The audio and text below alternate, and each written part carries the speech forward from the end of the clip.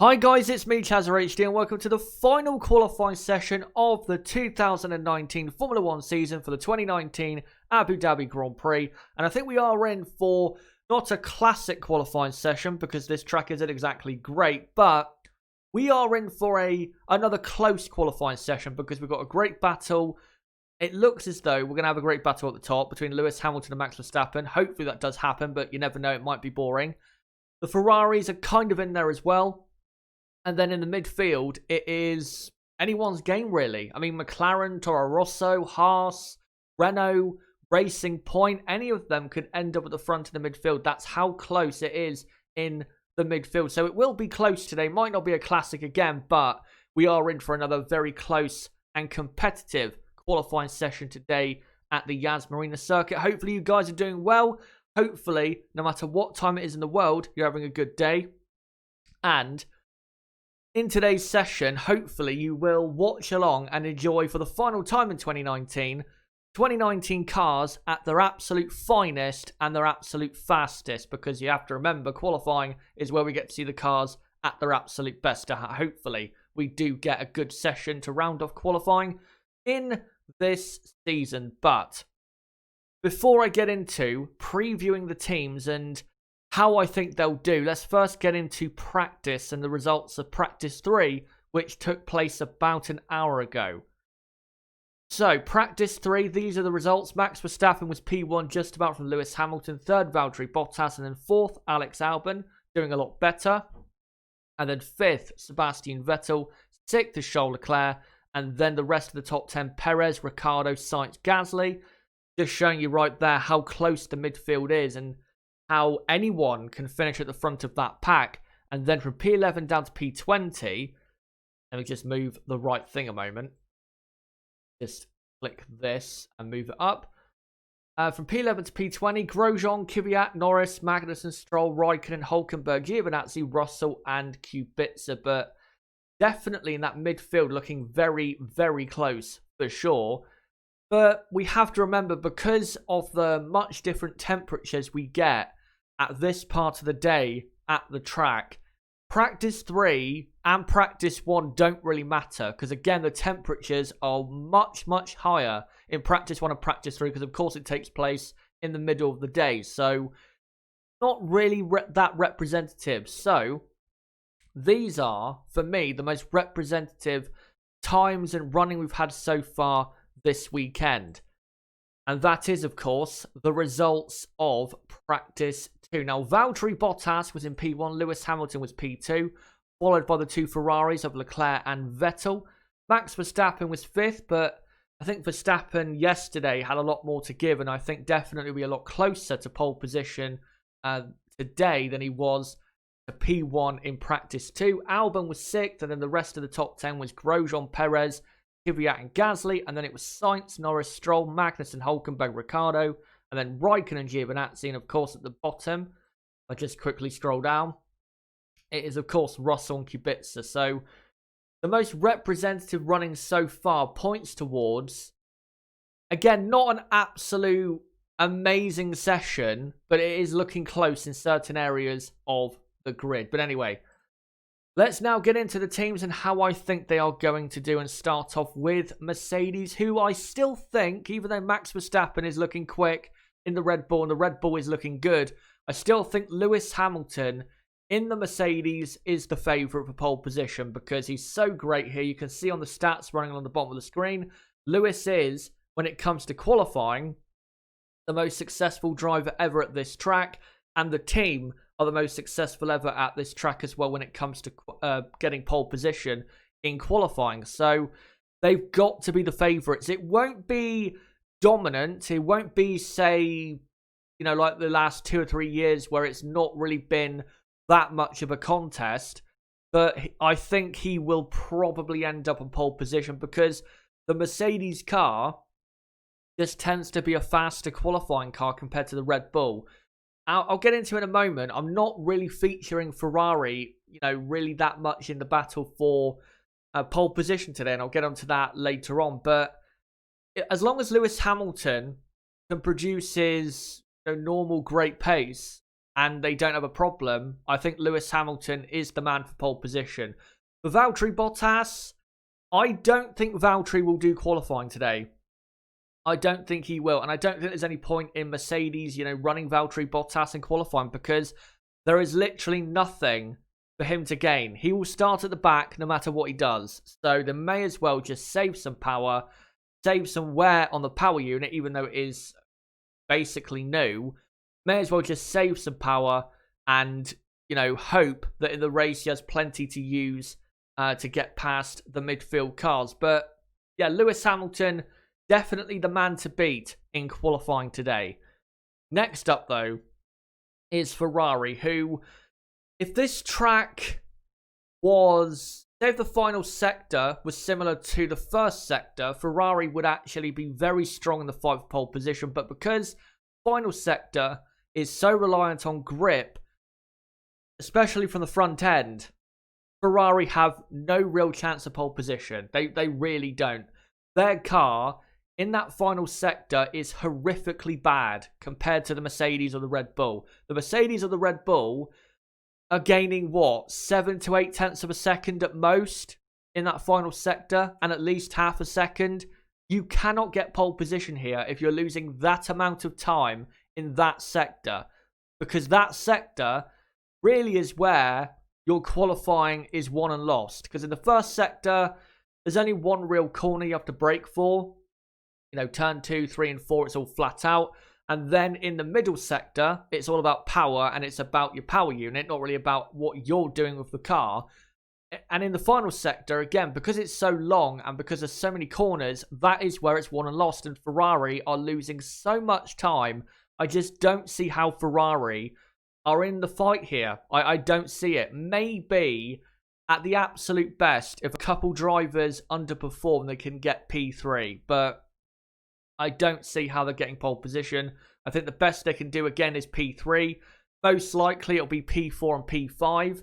Even if Bottas doesn't do qualifying, I still think Alex Albon in the Red Bull has a very good chance of beating them, because again, the Red Bull is so much quicker in the final sector of the track. So yeah, not looking great for Ferrari. And well, if they're going to have a good race, then they're going to have a much better qualifying than we're expecting, because we know that if they don't have a good qualifying, then their race tends to be very, very bad.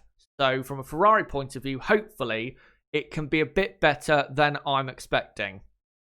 And the final top team, of course, is Red Bull. And Red Bull with Max Verstappen are definitely in the fight for pole position. I don't think Max will end up getting it, because I think that Mercedes car in the hands of Lewis Hamilton in qualifying trim is just the faster package. But he is looking very quick, and if Lewis doesn't get it together, like we've seen a few times this season with Lewis Hamilton, where he's not quite got it together in qualifying 3, if that happens again, then do not underestimate Max Verstappen's ability to go and get pole position, because it can absolutely happen. But most likely it'll be P2.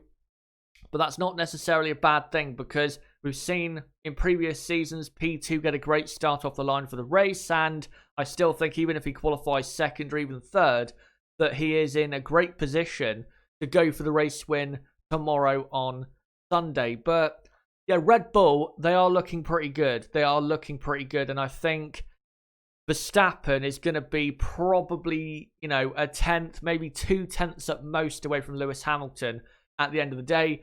Alex Albon, though, I'm hoping can maintain the speed he had in practice 3. Because if he can stay about a third of a second behind his teammate in terms of lap time, then he should be out qualifying Leclerc and Vettel. Because again, the two Ferraris are losing so much time in that final sector that he should be able, Albon, to out qualify Vettel and Leclerc. So as long as he, again, stays relatively close to Max Verstappen, he should do just about well enough. And hopefully he can, because I think with Bottas starting at the back and the Ferrari cars obviously not that quick, I think Albon has a very, very good chance of a podium. Very good chance. And he's going to have to be at his best, I think, this weekend if he is going to get it. But guys, before we go on to the midfield, let me know right now in the live chat, the top teams going into qualifying, What do you expect of those teams?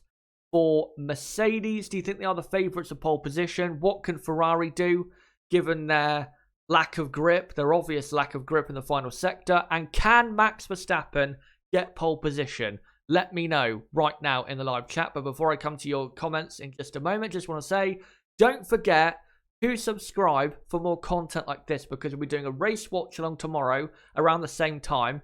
10 past 12 p.m. UK time is when we'll be going live for the race for the Abu Dhabi Grand Prix. But also, we will be doing consistently watch-alongs next season as well. Qualifying the race for sure. Practice, I'm not too sure if I'm going to be doing practice watch-alongs next year. Probably will be for the first race, but we'll see how it goes. But definitely for qualifying in the race next season, there will be watch-alongs consistently on this channel. So do not forget to subscribe for that. Bottom right of the screen, you can do it right there. And or you can go to my homepage and do it there and hit the notification bell, and as well smash a like button for more content like this, as it does help out the channel and it does show me that you guys do enjoy the content. But let's now get to your comments in the chat. Let's just see the first few comments here and see what you guys are saying. Spider Monkey says, Merc with race pace, Ferrari with qualifying, at least one car. I don't think Ferrari, even in qualifying, have that quick of a car. I just don't think they do. And again, as I said a moment ago, if Ferrari are bad in qualifying, that guarantees a poor race. Look at Hungary, where they were P4, P5, about half a second off pole, and then they ended up, what, over a minute off the race win, which is about a second a lap in the race on average. So yeah, not too great, is it, for Ferrari? But yeah, if Ferrari are going to have a race that is not as bad as expected, then their qualifying has to be pretty good. It has to be probably a front row for one of their cars. But I just don't see how they can do that. I just don't see how that car is anywhere near good enough to do that.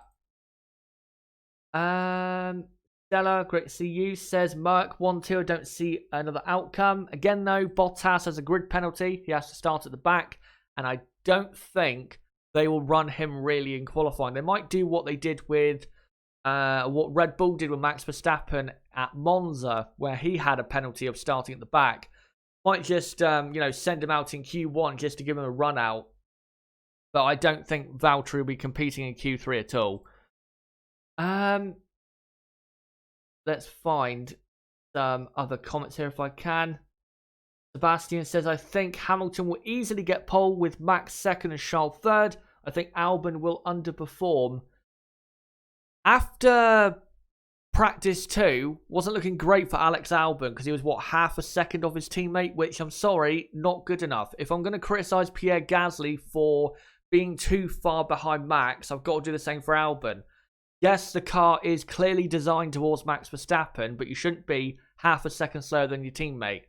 And I think, yeah, Albon, as long as he can be 2.5 to 3/10 of a second off of Max Verstappen, that's good enough. And I think if he is in that position, if Bottas does not do qualifying 3, Albon might end up qualifying 3rd or 4th, which I think would be pretty good considering how he's done in the last couple races in qualifying. But yeah, as long as he can be within that time, I think he'll be doing well enough in the Red Bull. Let's just look at some other comments here. Still think Albon is not good in that car. Should have put Kvyat in, says Dignited. Yeah, I agree. I think Kvyat still has had the best season out of the 3. I mean, yeah, Gasly in the last couple races has done very well. I get that. But if you look at consistently over the season, I think Daniel has been the better driver out of him, Albon and Gasly. But I think for understandable reasons, Red Bull don't want to put Daniel back in their car. So yeah, that's why Daniel is in the Toro Rosso for 2020. And I think, to be honest, considering what's happened this season, if Albon performs next season as he has this season compared to teammate Verstappen in terms of lap time, then I think he'll be in the Red Bull for 2021 as well, because I don't see Red Bull ever putting Daniel Kvyat back in the car. And unless Pierre Gasly has an absolutely incredible 2020 in the Toro Rosso, then I don't see him ever getting in the Red Bull either. Because I just, when you get dropped from a team and get put back in the junior team, I just don't see how you can ever really get back to being in that team. And I just don't think Pierre Gasly will ever get back in that position again, unless he has an amazing 2020, which is, I wouldn't say impossible, but it's not likely, is it? Especially considering he's driving a Toro Rosso, or next year, as they'll be called, AlphaTauri. Good afternoon to you, JB, in the chat. Gasly likes the Toro Rosso more, but Kvyat has had a shocking second half. I wouldn't say shocking. I think if you actually look at the races, he hasn't done too bad, Daniel. At Spa, he was very good. At Monza, he was going for a great result, but his car failed him. Singapore wasn't good. Russia wasn't good, but then again, he had a mountain of reliability issues and couldn't really do anything that weekend that was going to be good. Suzuka wasn't great. And then the Mexico-US back-to-back, I thought he did pretty good, but made 2 errors at the end of those races that cost him some points. And then, in Brazil, wasn't too good compared to teammate Gasly. But I wouldn't say the second half of the season for Daniel has been shocking, just nowhere near as good as the first half. But that's kind of because of him getting a bit too aggressive, but also because of some reliability issues and bad luck on his part. And JB asks, if Kvyat leaves the Red Bull program, where do you think he'll go? In or outside of F1? I wouldn't be surprised if he went to Haas for 2021. I wouldn't be surprised, because I think he would actually suit that team. And I think him and Kevin Magnussen in that car would be pretty good. And I think those two would get on quite all right, even though they've had a couple collisions in the past. I think Haas. I don't really see any other team, though, other than the Haas, really.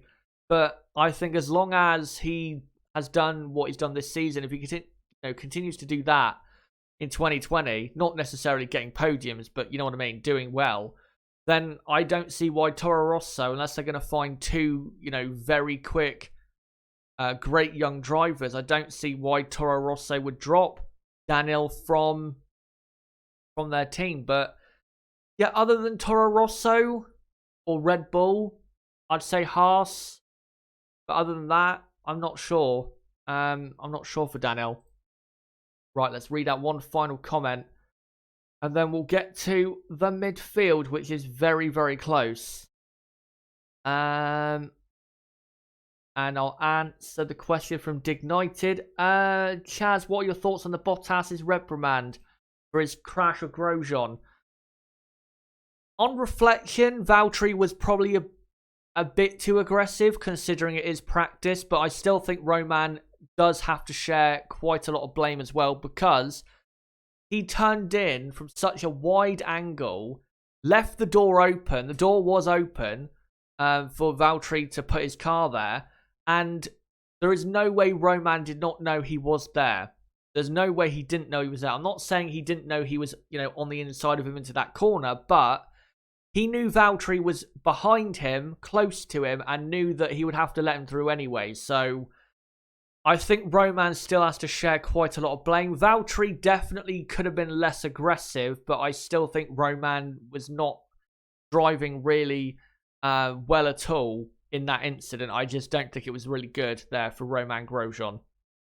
But now, let's get into the midfield. And first off, Renault, who have had a meh kind of weekend. They've just not really done anything. Yesterday in practice 2, they were very poor. In practice 3, things were looking better, but we know with Renault in qualifying, they do tend to disappoint quite a lot. So, Renault, they're not looking great. They're really not looking great. I don't think Renault are in a position to dominantly beat Toro Rosso, who of course are competing with very hard this weekend, of course, for P5 and the constructors. But I mean, as long as Renault can get a car in the top 10, I guess that's a success. And as I'll get on to later on with my predictions, I've actually gone for quite a surprising prediction with Renault, considering how pessimistic I'm being, which I made before the weekend started. But yeah, Renault, just not that quick. And really, since the Japanese Grand Prix, where their brake bias system was outlawed, they haven't really been that quick. I know at the US Grand Prix, they were pretty quick, but there were certain circumstances which allowed for that, such as Carlos Sainz getting hit and Hülkenberg being put on a very good strategy as well on the soft tyres at the end. But yeah, since that brake bias system was outlawed on that Renault car, they've not really been that quick. And they've needed really the drivers to put in great performances, such as Ricciardo in Mexico and Ricciardo at the US Grand Prix, for them to be in a competitive enough position. So yeah, Renault, they'll be stuck, dead center in the middle of the midfield, basically.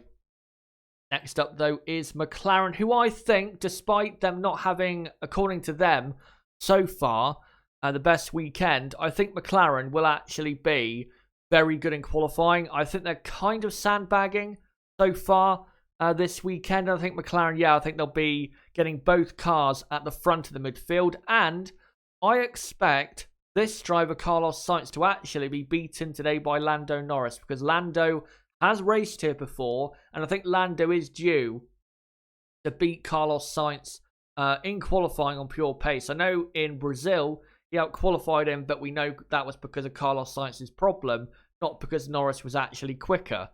So I think Norris is in the McLaren for a good qualifying session. But yeah, McLaren, I think they'll be absolutely fine. Again, they have had, so far this weekend, some concerns as to their pace, but I think their pace is actually fine. And I think once we get into the proper qualifying session, you'll see that their pace is fine and they had nothing to worry about. So yeah, if you are a McLaren fan, don't worry, everything's looking fine. Should be able to dominate the midfield battle once again with both drivers. Next up is Alfa Romeo, who are not looking good at all. Their car is probably performing at its worst this weekend. They've been so slow. They look as though they're going to struggle to get out of Q1, if I'm being honest. That's how slow their car is. Raikkonen was, I think, 14th in practice 3. But yesterday in practice 2, they were 17th and 18th. And yeah, that car just doesn't look good. And it's kind of for the similar reasons as to how they're doing. It's kind of similar to Ferrari. Just lack of downforce in that final sector. In the first 2 sectors, the Alfa looks pretty good. But in the final sector, where it's about downforce, Alfa just don't have a good car. And it's kind of, I wouldn't say coincidental, that Alfa do have a similar front wing design, and you do need a good front end in the final sector to do well. And yeah, Alfa just aren't getting the front in. The rear end also sliding all over the place, especially in turn 19, which is why Antonio Giovinazzi had his spin yesterday. So yeah, Alfa are not in a good position, and it'd be a miracle if they finish in the top 10 in qualifying or the race. They just don't have a good car at all. One team that does, though, is Haas F1. Romain Grosjean, so far this weekend, has looked very quick, and I think he is a dark horse in this session. And if we're going to get, I guess, a surprise, kind of, in this session, it probably will be from Haas F1, because they have a very quick car in qualifying trim around this track. I don't think when it comes to race pace, though, they have a quick car. But when it comes to qualifying, I think you can expect Haas to be pretty quick. Romain Grosjean should be at the front, or the front running Haas driver. Kevin Magnussen has never really had a good Abu Dhabi Grand Prix before. Romain in the past has had a couple good races here and has looked pretty quick here in the past. Yeah, Kevin has never really done, that well at this track. So Romain Grosjean, look out for him in qualifying today, because I think possibly if the McLarens are not that quick, maybe Roman ends up in P7 or P6 even, if Valtteri Bottas does not decide to do qualifying properly. So look out for Romain Grosjean and look out as well for Haas F1. Next up, Toro Rosso.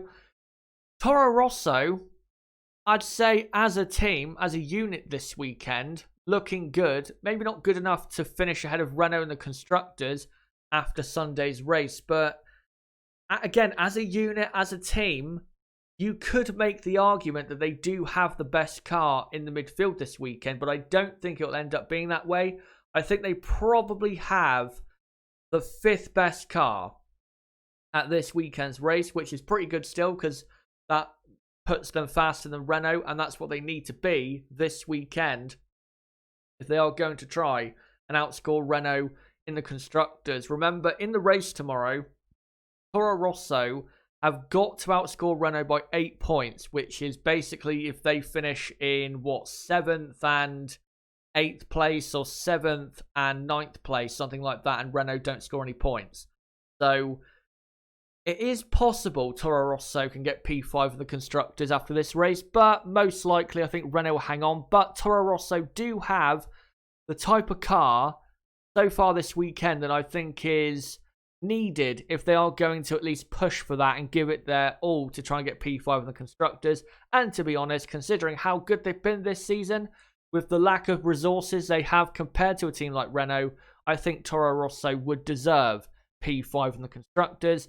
And I think in qualifying today, they'll be okay. I don't think they'll be too great, but they'll be okay. But definitely for the race tomorrow, they are looking pretty good.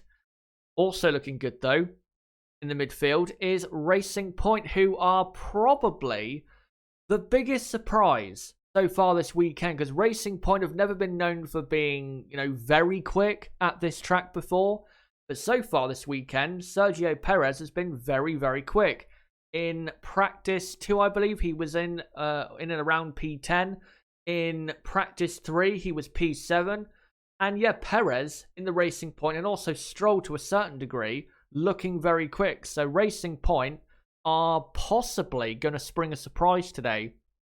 And that would, of course, be great to see. Even though Racing Point are not really racing for anything, no pun intended, this weekend, because Toro Rosso are too far ahead of them. Alfa are 10 points behind them, but because the Alfa is so slow this weekend, I don't see how Racing Point are going to lose P7 in the Constructors. So Racing Point are just, going out there, racing as hard as possible. I promise not to keep using that word. But yeah, I think Racing Point are looking good, and I think they are probably going to be the surprise of the session. I think Perez definitely is looking good.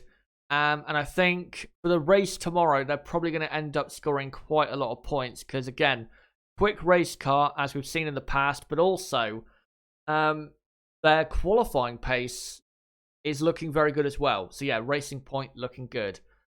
And the final team, of course, is Williams, who no one cares about. But, guys, for the next 10 minutes, let me know in the live chat right now, for the midfield, who do you think will end up where, and who do you think we need to look out for, driver or team-wise, in the midfield? For McLaren and Renault, what do you think they'll do? Do you think Renault can have a good session?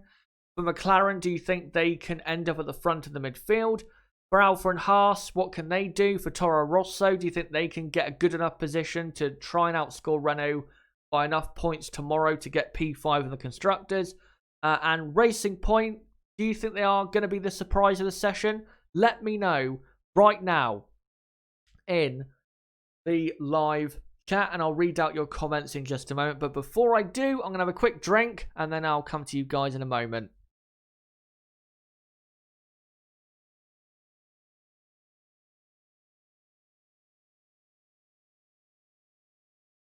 Right, so let's take a look what you guys are saying. Let's go to the top if I can. Job Uringa, can Bottas choose his tyres? He can, as long as he doesn't qualify into Q3. So if he does Q1 and then decides to sit out Q2, then he'll start what?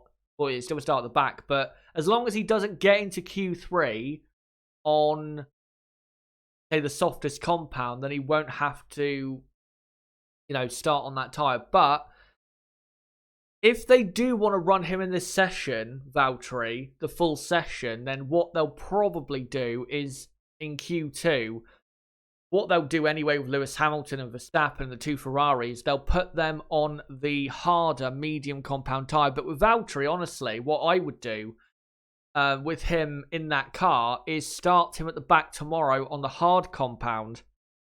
Because I think that compound of tyre will be actually very good in tomorrow's Grand Prix.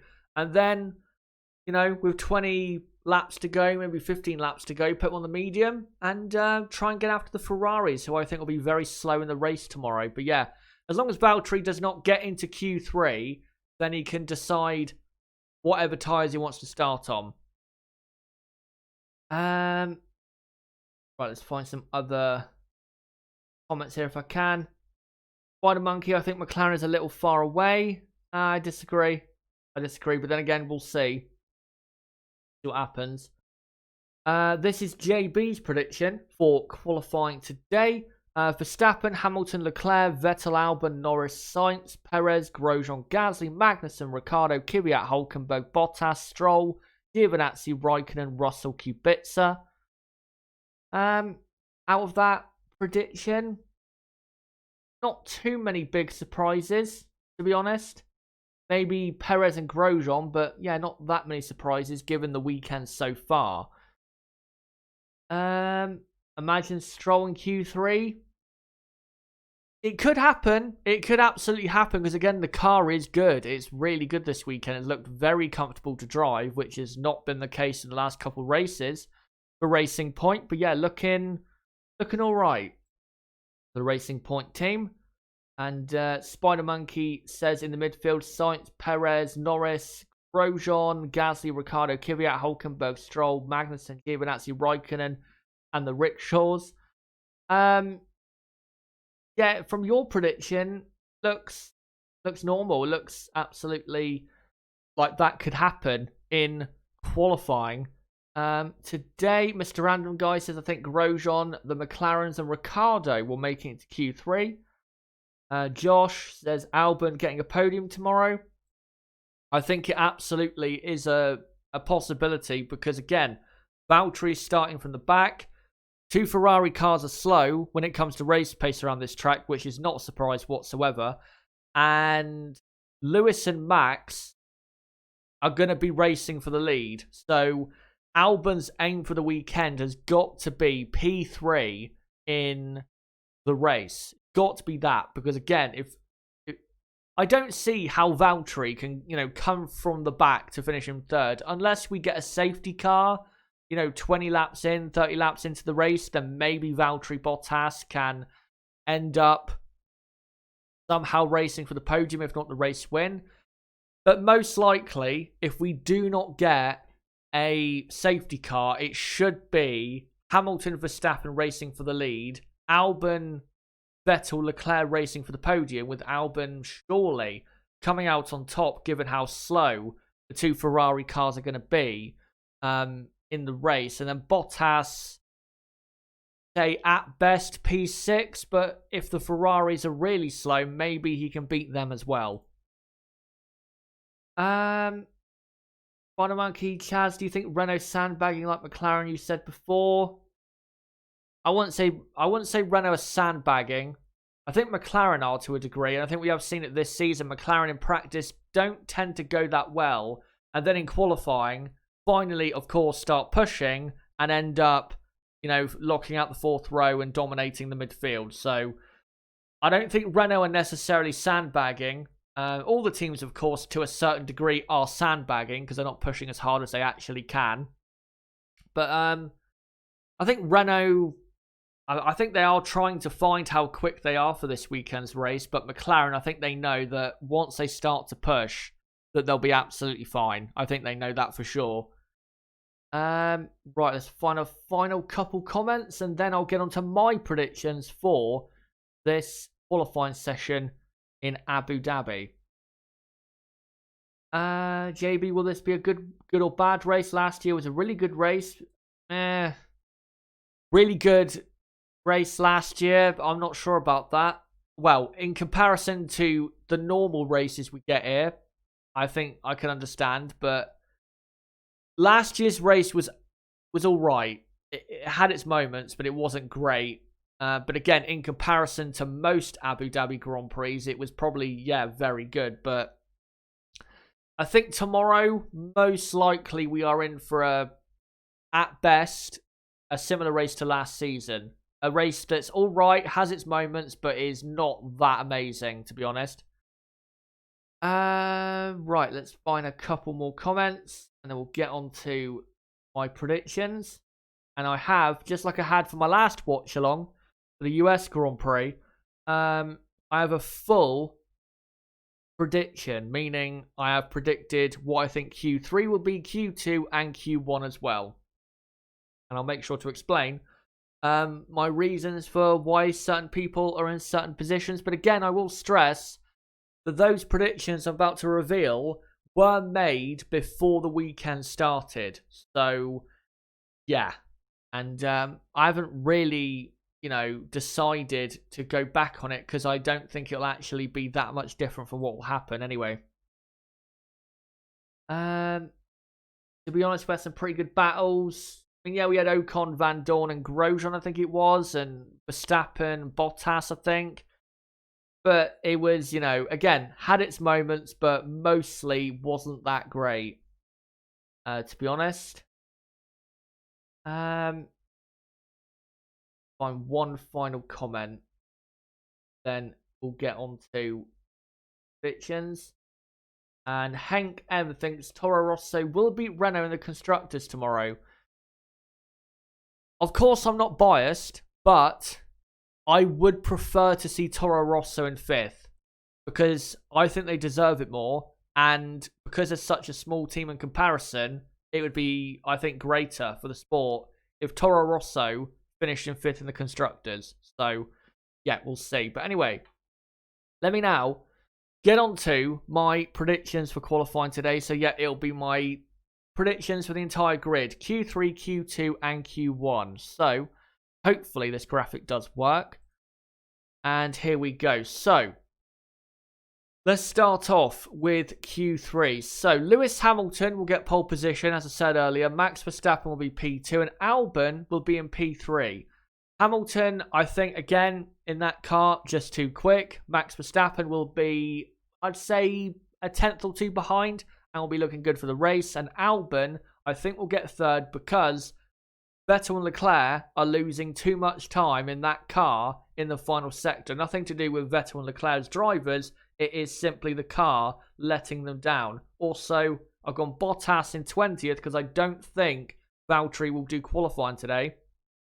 So, from P6 to P10, this is what I think will happen in the front of the midfield pack. So, Norris, I think, will qualify in 6th. Carlos Sainz, P7. Romain Grosjean, P8. And then the 2 Renaults, P9 and P10. Daniel Ricciardo and Nico Hülkenberg. Again, I know I'm very pessimistic when it comes to Renault, but again, these predictions were made before the weekend, and I thought Renault would be not good, but, decent enough to finish in the top 10 in qualifying, but not looking so great in practice so far. And then Grosjean P8. Again, I think he is looking very, quick in that car. And the Haas is looking very quick in qualifying trim. So that's why I've gone for him there. And the 2 McLarens, again, I think have been sandbagging. And I think they'll be fine. And they'll qualify at the front in the midfield. And I think Norris will qualify Carlos Sainz because Lando has raced here before. And I think Lando will beat Carlos today in qualifying. Then, in Q2, I've gone for Sergio Perez, Pierre Gasly, Kevin Magnussen, Lance Stroll, and Antonio Giovinazzi. Now, for Perez P11, again, looking good, but I just don't think at the end of the day he will be quite there. And I don't think practice necessarily so far represents how quickly F1 in the midfield can go. Gasly P12. I think, again, Toro Rosso looking good for the race, but in qualifying, not sure they're going to do that great. Magnussen will be 13th, despite the Haas car being good in qualifying trim. Kevin's not that great here, so I think he'll be 13th. Stroll will be 14th, and Giovinazzi will be 15th. The reason I've gone Antonio Giovinazzi in 15th is because he has been, in the last few races, better than Kimi Raikkonen when it comes to qualifying, and I think will once again do so, and just about do enough to get into Q2, but one of the Alphas is definitely getting knocked down Q1. And then in Q1, getting knocked out, Daniel Kvyat and Kimi Raikkonen. The reason I'm going Kvyat knocked out is because in qualifying as of late, Daniel has been very poor at getting the lap together and getting into positions that he should be getting into in that car. So, yeah, I think Daniel will struggle again. Kimi Raikkonen doesn't really like this track very much. I know he won here, but he's not been great here over his time, racing here. So I don't think Kimi will do that well. And the Alpha simply is not good enough. So I don't really see what Kimi Raikkonen can do this weekend in that car to get anywhere near the points. And then Russell and Kubica, 18th and 19th. And again, Valtteri Bottas, 20th, because I think Valtteri will not do qualifying, because there's no point. He's going to start at the back anyway, so there's no point, taking a risk and blowing up another power unit when they don't need to. So yeah, Valtteri Bottas, I think, will start or finish in 20th, and of course he'll start from the back for the Grand Prix. But guys, for the final 18 minutes before qualifying gets underway, let me know right now in the live chat, what are your full predictions for qualifying? You don't have to do your full predictions, but you can do a top 10 if you want to. But most importantly, who is getting pole position in your opinion and finishing 2nd, 3rd, 4th, 5th, and 6th? Again, if you want to do a top 10, a top 15, top 20, then go ahead and do so. But let me know right now in the chat, again, for the final 17 and a half minutes, let me know, who do you think is finishing where in qualifying today? And I'll get to your comments in just a moment. But again, just want to say, don't forget to subscribe for more content like this, as we'll be doing a watch along for the final race of the season tomorrow, starting at 10 past 12 p.m. UK time. And for next season, guaranteed watch alongs for qualifying in the races, for all the races. Can't remember how many races exactly there are last season, next season, I mean. I'm not sure if it's 21 or 22, but for all the races, we will be doing watch-alongs. So don't forget to subscribe for that. Bottom right of the screen, you can do it right there. Or go to my homepage and do it there. And hit the notifications bell. And as well, smash the like button. But again, I'll have a quick drink. And then I'll come to you guys in the chat.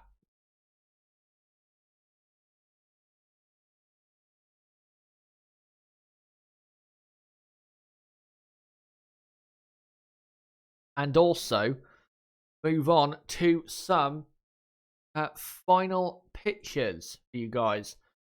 Right, let's see what you guys think will happen in qualifying today. Let me go to the first comment if I can. Let's see what you guys are saying. Unslaved Humanity, who predicted Max #1 Brazil correctly? I think I predicted it before the weekend, but I didn't get to share it. Or I did with the F1 Debate Show. If you don't know, guys, the F1 Debate Show, who have been on my channel before, and they do have a channel themselves, make sure to check it out. They have a prediction league, and I think I predicted Verstappen, Hamilton, Albon podium, and that would have been the case if Lewis had passed Albon cleanly. I would have got it 100% correct, but that didn't happen, of course. Right, let's find some predictions, also comments here if I can. Thank you, Hank. Saying thank you, Cesare. Finley says Hamilton not had pole since Germany, though. Albon will get pole. That is a big shout. Alex Albon on pole, and I don't think you're going to be correct at all on that. I don't see Albon on pole at all. He's going to need a lot of luck, put it that way, if he is going to get pole position. Right, let's find some other comments here. Finley also says, does Latifi still have to get his super license to get the Williams seat? I believe he doesn't have enough points yet, though he has been announced. I'm sure he has enough points. I mean, he's racing in F2. He's raced there for a couple years. I'm sure he's got enough points. And he's done plenty of practice sessions. So I think, yeah, he's fine for super license points. Unslaved Humanity says, Max, Albon, Gasly. Not sure about that. Will F1, Hamilton, Verstappen, Vettel, Albon, Leclerc, Sainz, Norris, Ricciardo, Grosjean, Gasly. Great to see you, by the way, Will. The final qualifying session of the season. Brooksfoot, is Bottas going to push harder in quali to prove a point or just save Max engine mode for the race? Again, I don't see why you would run him at all in this session, because if there is a safety car, then safety car midway through the race, then why not save that power just in case that does happen, so then he can use it in the race and possibly get on the podium. So, yeah, I think Mercedes have got to be smart about it. I don't think they need to take massive risks with Valtteri's car. Yeah, he started from the back anyway, but they don't need to go and break the car, which could happen. We've seen in the past drivers crash, hit the barriers, engines fail. So they don't need to take a massive risk, being honest. Ewok says Kubica pole. Well, he is a pole, but I don't think he'll be on pole.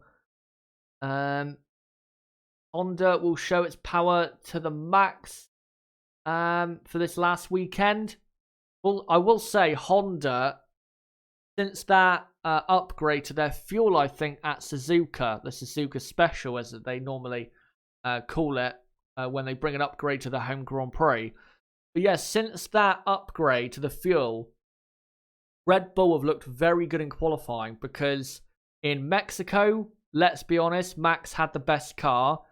In the US Grand Prix, Max was a 10th of a second or less than that away from pole position.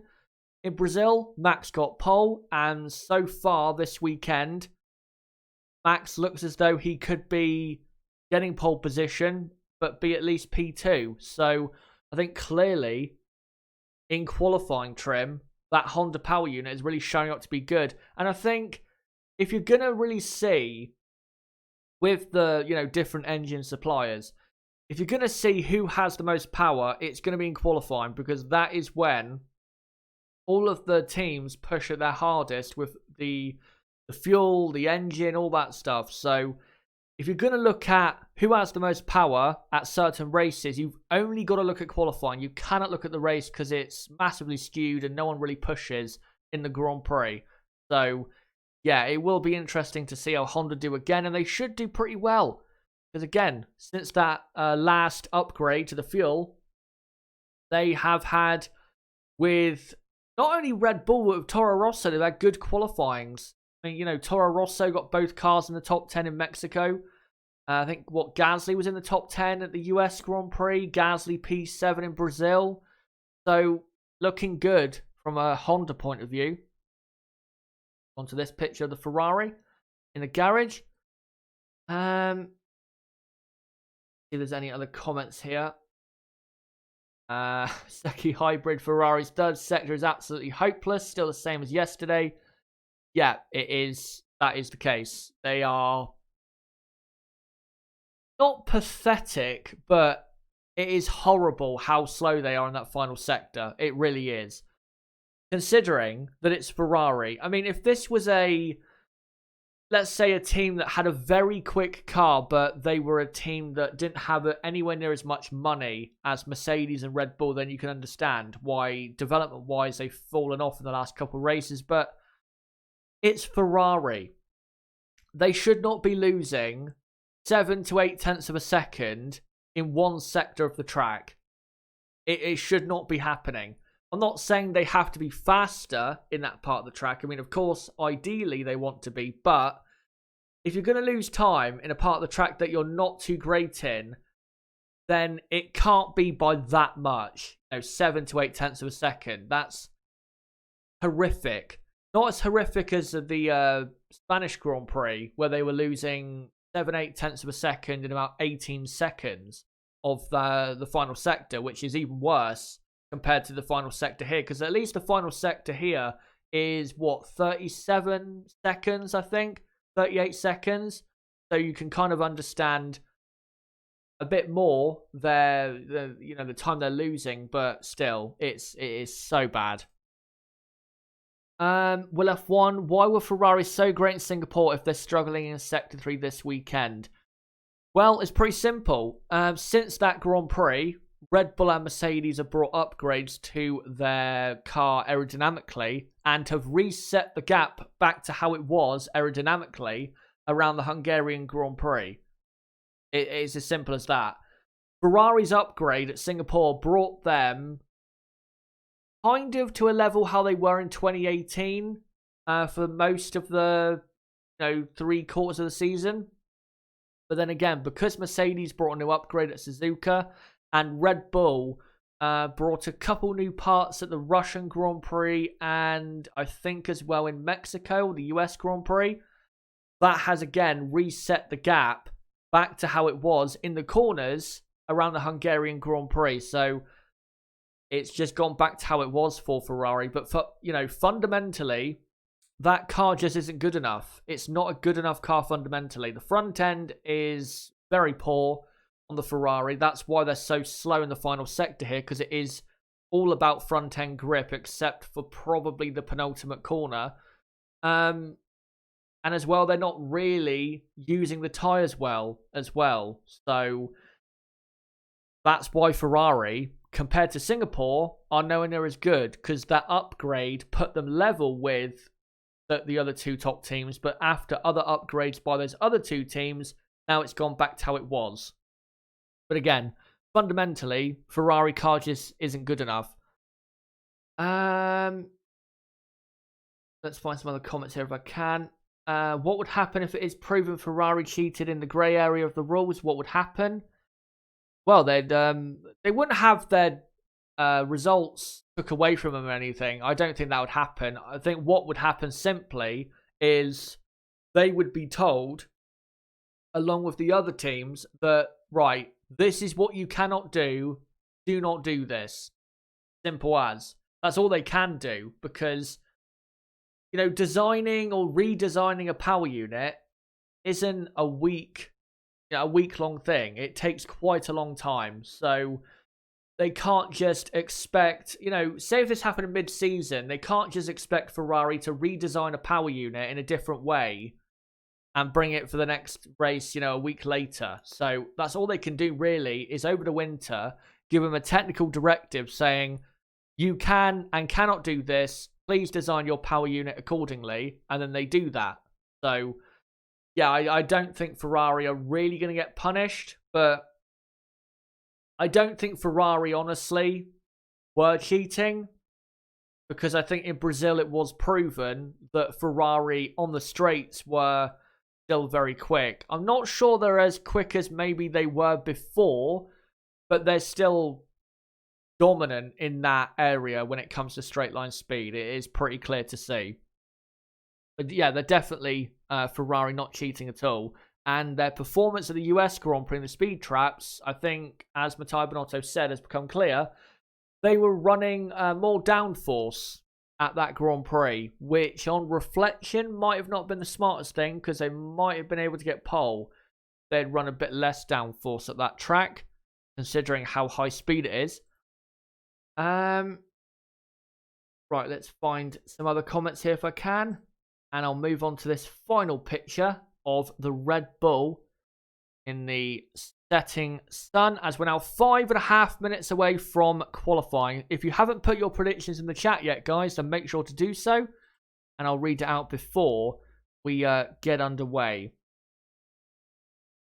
Let's say they can never repeat being the fastest on the straights anymore. No, I think they can. If you look again at Brazil, they were definitely the quickest in a straight line. And I think that's also why Haas and Alfa Romeo in qualifying in Brazil was so quick, was because the Ferrari engine was giving them so much in the first and third sector. But the reason Ferrari didn't do that well in Brazil was not because of the engine. It's because in the middle sector, they were losing so much time that they couldn't make it back up. Yeah, that's why Ferrari were not on pole in Brazil.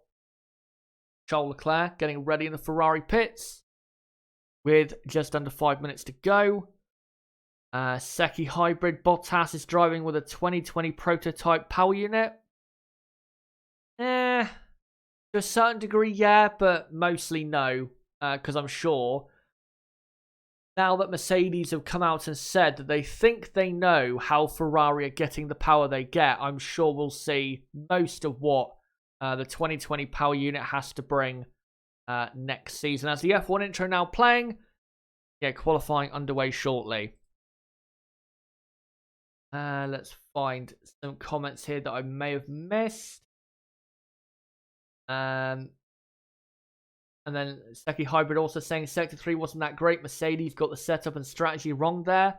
I will say also with Singapore with Ferrari, yeah, in qualifying they did very well. But in the race, they were not anywhere near as quick as people want to make out. They were not that quick. The reason Ferrari won was because they did the undercut with Vettel, and then they pitted Leclerc a lap later, and Mercedes made a massive mistake, leaving Lewis Hamilton out for so long. That's why Ferrari won the race. Not because they were very quick, because they got the strategy right for once this season. In the race, they were not actually that quick. If you remember, Lewis Hamilton was about 4 to 5 tenths of a second behind Leclerc for basically all of the first stint of the race. So, yeah. As we're now, 3 minutes away? Getting underway? We see if there's any final comments, and then I'll get into the session. And yeah, Secchi Hybrid saying it is true. One of the few times Ferrari got the strategy right, it was. And Will F1 saying, and it is true, Hamilton could have easily won, and it is true. Anyone that was going to win that race out of that top 6, it was going to be because of strategy and, undercutting past another car. Let's say Alex Albon did the undercut, he could have won the race. Just because of the undercut. That's how powerful it was at that race. Had nothing to do with how quick your car was. It was all down to when you pit. But anyway, we are now 2 minutes away from qualifying. So for anyone who is tuning in for the first time to my watch-alongs, just need to let you guys know what we do for watch-alongs on this channel. So we, of course, do not show live video footage because that'll be breaking copyright law. So what I'll do is have a slideshow of pictures playing during the session. There'll be one every 4 minutes, I think. So that'll keep you going on that side. I'll have a running order running along the bottom of the screen, which will update as much as possible as the session goes on. And what I will do is provide a radio-style commentary, basically, of what is going on in the session. So if you cannot watch this stream, but you can listen, don't worry, I'll keep you guys up to date. But if you can watch, then I'll update the order as many times as possible so you guys can see what the order is and what is going on. As we're just over a minute away from the start of qualifying 1. And they're just showing on the TV that any driver must rejoin the track to the right of the orange curbs at turn 11. That's the triple chicane at the end of the second DRS straight.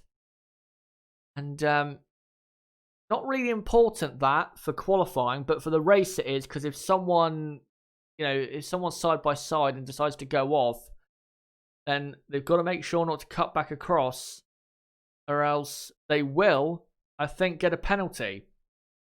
As Valtteri Bottas is there in the pits, be interesting to see what Mercedes decide to do with him.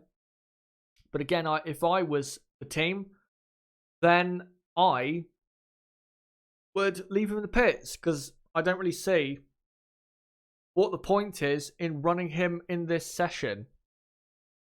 But anyway, let me quickly get the text ready. So, Q1, if you are new to Formula 1 for this final race, Q1 is 18 minutes long. Q2 is 15 minutes long. And Q3 is 12 minutes long. And in Q1 and Q2, what we're looking to do is knock out the 5 slowest. So, yeah. Qualifying underway shortly, as we're looking at Carlos Sainz in the pits, getting ready to go out, and I think Carlos is in for another good session today. And qualifying 1 is underway in about 7 seconds time. 5, 4, 3, 2, 1. And there you go. Qualifying for the final race of 2019 is underway. So let me now get this running order up. This running order, by the way, is not the live order. That's the order of practice 2 yesterday. Again, I'll update it as soon as possible once everyone has completed their first time of qualifying 1. And also, get the slideshow up. So there you go. And it'll probably go from back to front. So by the time we get to Q3, hopefully, it'll be showing Ferrari, Red Bull, and Mercedes cars, guys. But at the moment, there is no one on track. So I'll have a look at the comments. How's Zach? Good evening. Cesare, good evening to you. Says 9 PM in Singapore. Hopefully you'll enjoy this final session.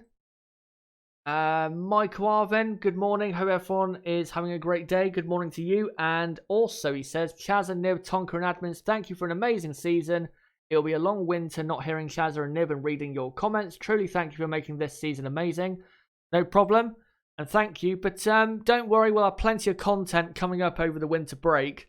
December, as I'll get onto tomorrow, December is all about reviewing the season. And then in January and early February, I will be doing some previewing of 2020, which I cannot wait for. But anyway, here we go. The first car on track is going to be a Red Bull. And it is a Red Bull of Alexander Albon on the soft compound tyre. The next car is Kimi Räikkönen and Kevin Magnussen on track. Now Romain Grosjean.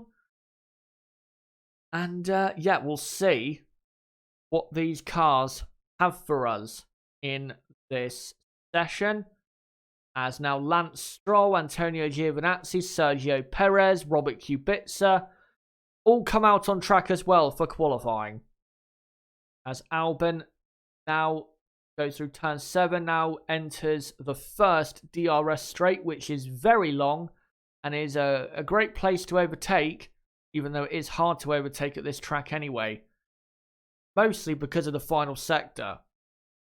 As also Kubica's teammate George Russell is on track as well, who is of course the man on the screen right now. And yeah, should be getting some laps in, or laps starting in about a minute's time. As we've got about, 8 cars on track I think at the moment, or maybe 9 cars. Grosjean ahead of a Williams who's trying to overtake him, as Lando Norris now heads onto the track. And now comes Max Verstappen. Max Verstappen looking for his first pole position in Abu Dhabi. And Red Bull going for their first pole at this track since 2013, where they locked out the front row and got a 1-2 back in the days where they were dominating Formula 1. So a good omen if they get pole. The Williams dives down the inside of the Haas there. And now we're on board with Alex Albon on the TV, as he's about to start his first lap of qualifying.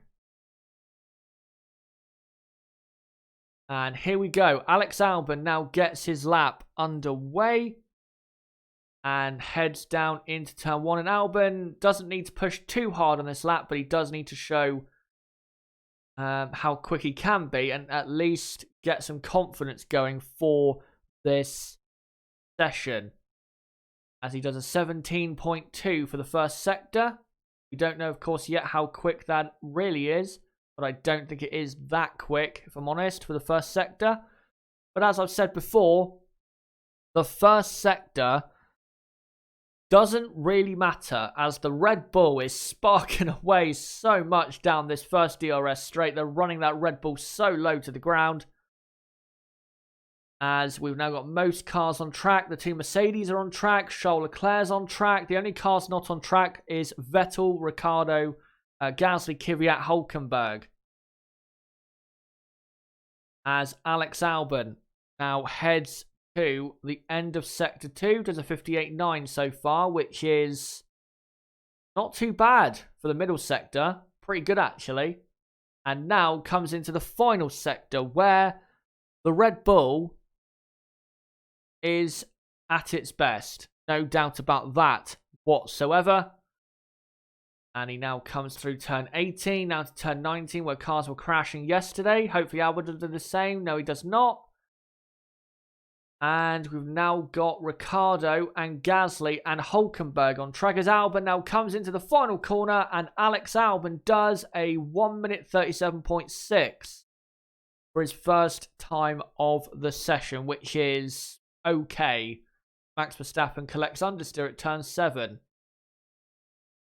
As he is now on his first timed run of qualifying 1. Raikkonen has gone second on a 38.7. And Magnussen does a 38.8. Grosjean does a 38.9. And now Max heading towards the middle sector as Antonio Giovinazzi does a 39.2, which is not that good, to be honest. And Verstappen, 6.5 tenths of a second up on Alex Albon. And even Carlos Sainz is faster than Albon so far. So that first lap for Albon, not quick at all. And so far, Leclerc faster than Verstappen on this lap, but he hasn't entered the final sector yet. So may as well ignore that. As Max, now into turn 19, now throws it into the final 2 corners.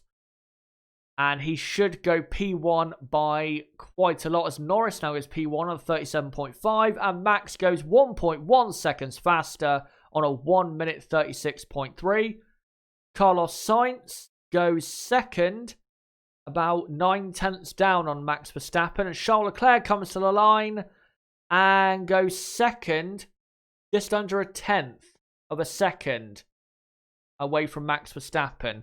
So Leclerc lost about 3.5 tenths of a second in the final sector there, because he was about 2.5 tenths up, I think, or around 2 tenths up.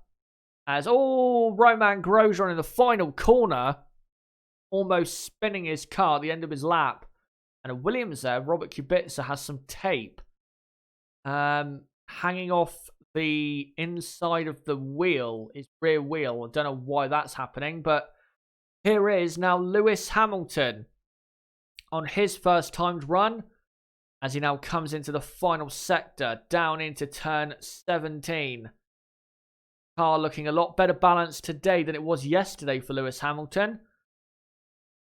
As he now comes into turn 19, doesn't risk it that much against the barriers. And a Ferrari has spun in sector 3.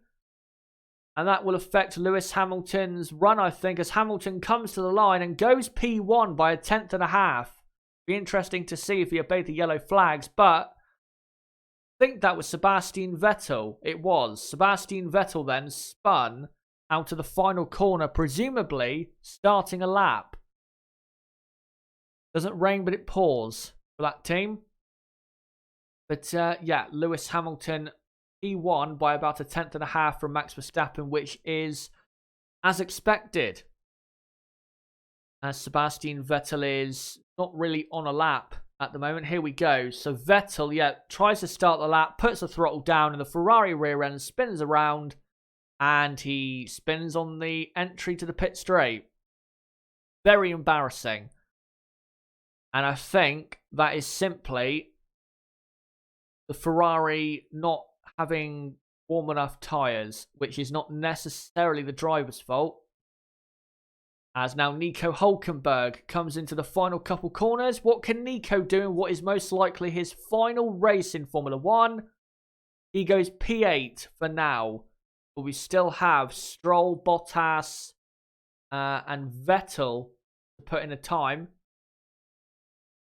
As Valtteri Bottas is now on a lap.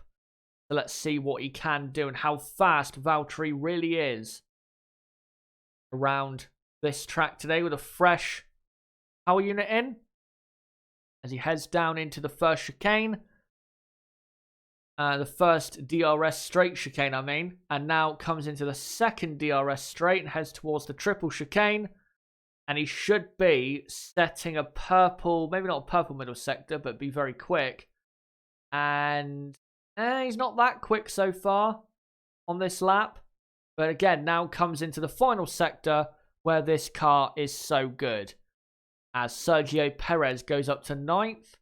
Two McLarens are looking very good. Currently P4, P5. As I think Sebastian Vettel has now started a proper lap. As Toro Rosso has just gone out of the drop zone. But has now been put back in by Lance Stroll. As Valtteri Bottas comes to the end of his lap. And should go at least P3. He goes, yeah, P3. And does a purple final sector. So looking good. That car. And we'll wait until Sebastian Vettel finishes this first proper run. And then I will do the running order. As Sebastian Vettel now heads down to the first chicane at the end of the first DRS straight.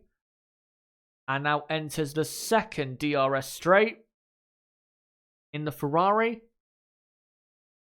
And he should be probably purple in the middle sector. He's not, but he's very quick in that sector.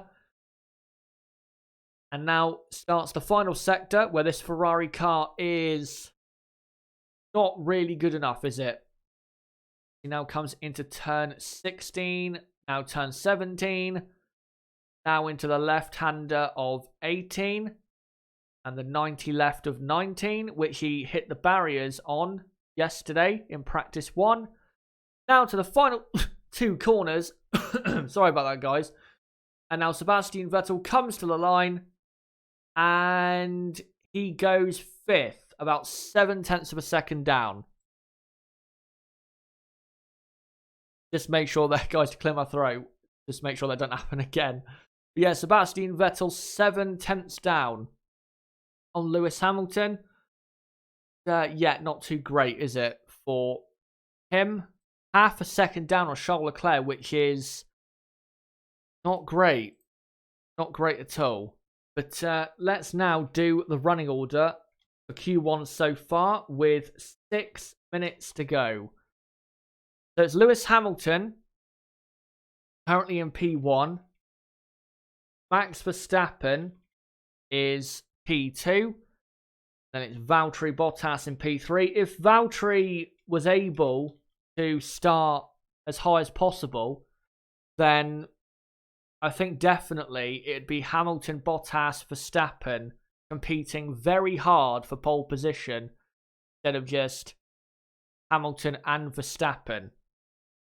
Then is 4th place Charles Leclerc in the Ferrari, who's done actually very well to get within 1/4 of a second of Lewis Hamilton, considering how bad the Ferrari is in the final sector. So doing well there is Leclerc. Vettel 5th. Albon has now got up to 6th. And then completing the top 10 as Lewis Hamilton is on another lap and is improving. Carlos Sainz is P7.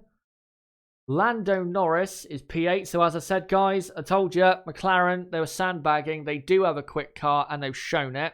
And Renault also are living up to my prediction so far by sneaking into the top 10 with both cars. Ricciardo 9th. Hulkenberg 10th, as Lewis now going to end the middle sector. And he is, well, he hasn't actually done a green improved middle sector, but still looking quick is Lewis. And then, yeah, Hulkenberg completes the top 10. Then from P11 to P15, just about getting in at the moment, is Valtteri Bottas is also on another lap. You've got Perez in P11, and then Gasly, Kvyat, Stroll, Magnussen. Here comes Valtteri Bottas. Can he go higher than 3rd place? Yes, he does. He goes P1 by 0.03 of a second, but Lewis Hamilton goes P1 by 3.5 of a second. So there you go. I'll update that in just a moment. Yeah, Perez P11, and it's Gasly in 12th. Daniel Kvyat is 13th. And then just about getting it at the moment, Stroll and Magnussen in the Racing Point and Haas cars, respectively. And I have to say, Haas F1 so far in this session not looking quick. Because Grosjean, I know he had a bit of trouble earlier on, but he's in the drop zone in 17th place. That is not good. Kimi Räikkönen is 16th, which is as expected. 17th is Romain Grosjean. And then, surprisingly, going into this final run, as we're seeing a replay here of Grosjean getting slightly held up, I guess, by that Toro Rosso. If Grosjean's complaining, he needs to stop, because you're not supposed to overtake in the pit lane. And it was not an unsafe release. So, stop. Grosjean, talking of him, he's 17th. And then, 18th is Russell in the Williams, and is currently actually faster than Antonio Giovinazzi. So Russell driving again out of his skin in that Williams, and then it is Antonio Giovinazzi in 19th, and then Kubica 20th. And let me just update the front. Hamilton P1, Bottas P2, and then Max Verstappen in 3rd place. But Verstappen has only done 1 run so far. Hamilton and Bottas have done 2. So, there you go. And now we are into the final 90 seconds, just over 90 seconds of the session. So, can Kimi Räikkönen and Antonio Giovinazzi in the 2 Alphas get out of the drop zone? Can Romain Grosjean get out of the drop zone? Can George Russell provide an upset? As a pit lane incident involving Kvyat and Grosjean investigated after the session. I don't think Kvyat will get a penalty for that, because I don't think it was unsafe. But yeah, can Russell get out of the drop zone? We'll see. As Kimi Räikkönen now heads towards the middle sector on his last flying lap of the session. And he's 2 tenths up on Kevin Magnussen as he's sliding the rear end through turns 12 and 13 as he now heads into 15, 16 and 17. And he should be able, Räikkönen, on this lap to get into the next part of qualifying. But who knows how much the other cars are improving by. So it's still at risk. As Kimi Räikkönen now comes into the final corner, and he should get out, and he does, but only into 14th place. He's still not looking great there. Antonio Giovinazzi comes to the line and goes 13th, who's out-qualified Räikkönen so far. Kubica comes to the line and stays in 20th place. Here comes Pierre Gasly in the Toro Rosso, currently P12. Can Gasly make himself safe? He does, goes up to P6. Kevin Magnussen goes P10. So Kimi Räikkönen is out of qualifying 1.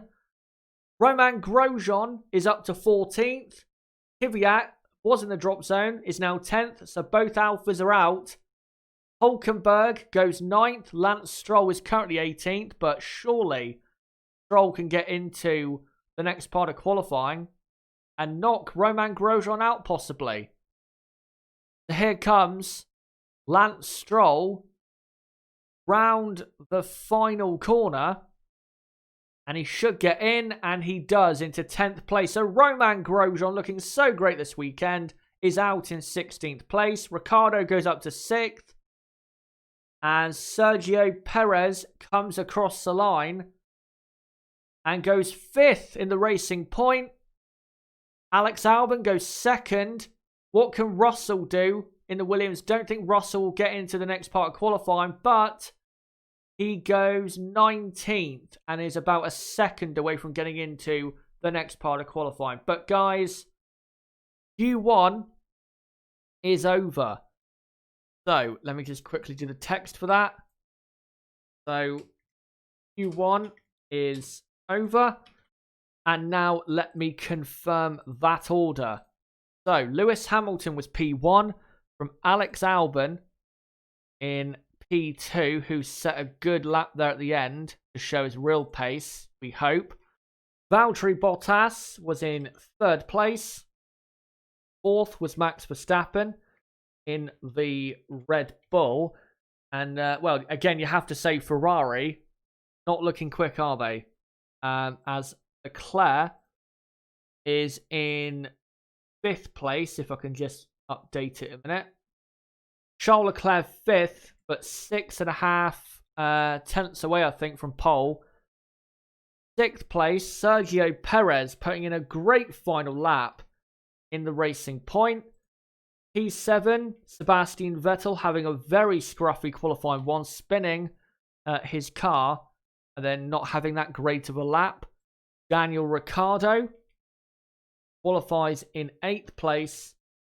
And then 9th and 10th, Pierre Gasly and Carlos Sainz in Toro Rosso and McLaren, respectively. And then from P11 to P15, just about getting into the next part of qualifying, you have Nico Hülkenberg, again in what will probably be his final race in Formula 1. Lance Stroll gets in, nice to see, P12. Lando Norris, 13th. He didn't go out at the end, that's why he ended up down in 13th. Daniel Kvyat was 14th. Magnussen 15th, and then knocked out in qualifying 1. Given the weekend so far, surprisingly, Romain Grosjean. But then not surprisingly, Antonio Giovinazzi in the Alfa. Kimi Raikkonen in the other Alfa in 18th. But good for Antonio, though, to out-qualify Raikkonen again. But then again, he has raced here before, so you would kind of expect that. And then, of course, at the back, it is George Russell and Robert Kubica as Russell completes his utter annihilation of the Polish driver, Robert Kubica. So there you go. Qualifying 1 is over, and qualifying 2 should be getting underway in a couple minutes' time. By the way, great to see you right now on Sky F1. Nico Rosberg and Fernando Alonso currently on Sky F1. Great to see that. Let's take a look, though, quickly at the chat. Ferrari lost 7 tenths in Sector 3. As I said, it's not acceptable. It is not acceptable whatsoever for a team like Ferrari. The amount of resources, R&D they put into it, for them to lose that amount of lap time in, just over half a minute, it's not acceptable at all. Yeah, Q2, as I said, will be underway in a couple minutes. And what we'll now do in Q2 is it'll be a 15-minute session. And now we'll knock out the next 5 slowest from P11 to P15 to ensure we have in Q3 a top 10 and a top 10 shootout for Q3, the final part of qualifying. So let me quickly get the text ready for the session. And I'm not sure if it's entirely related, but yeah, the out of the midfield teams, the Ferrari customer teams were the slowest. Magnussen 15th, Grosjean 16th, Giovinazzi 17th, and Raikkonen 18th. And the Ferraris are also looking pretty slow. Now we know that Ferrari do supply parts to Haas and Alfa Romeo, kind of.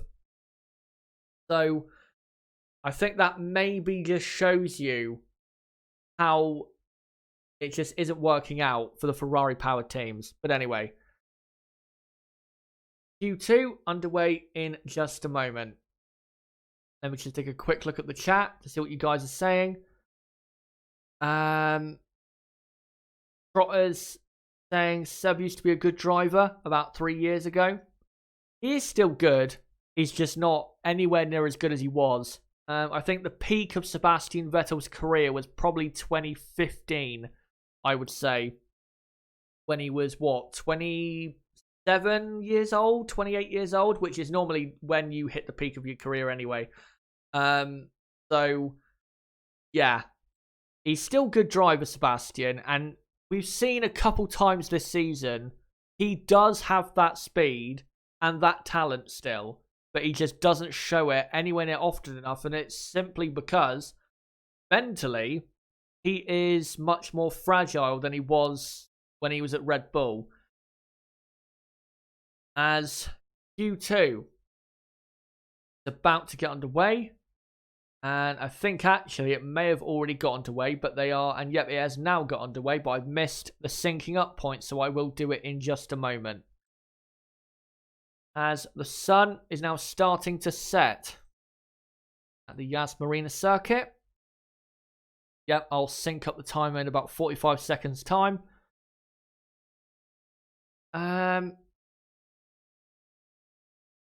Ricky's saying, I still believe in Seb, but you should stop acting entitled and learn to lose some battles. I think the problem with Sebastian Vettel is, I mean, he's what, 31, 32 years old, but he still acts as though he's 21. That's the problem. He needs to kind of take, you know, lessons from his good mate Kimi Räikkönen, just be a lot more conservative and think out things instead of just doing them and thinking about them later. That's what Sebastian's problems are. There you go. Timer now synced up perfectly. 14 minutes to go in Q2. As now the first car on track again, just like Q1, is Alexander Albon in the Red Bull. And he's coming out on the medium compound tyres. Which is not a surprise because this track does kill tyres. And basically at this track, the harder the tyre you start on, the better you're probably going to be. If the top teams could start on the hard compound, the white wall tyre, they probably would. That's how critical tyre wear is around this track. As also on track, Pierre Gasly, Kevin Magnussen, Lance Stroll. And now here comes a Mercedes of Lewis Hamilton, probably on medium tyres as well. And here come the two McLarens of Lando Norris and Carlos Sainz. And Daniel Kvyat comes out now as well. And two Renaults are coming as well with Sergio Perez. Be interesting to see if Valtteri Bottas comes out.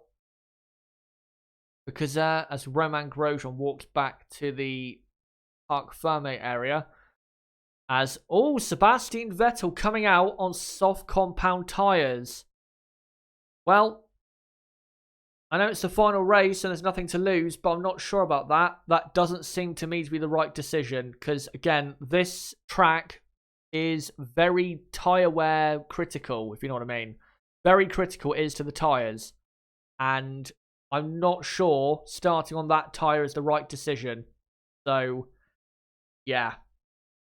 As Albon is now at the end of his outlap and will be starting his lap in a few corners' time. He now comes through turn 19. And also Kevin Magnussen on medium compound tyres.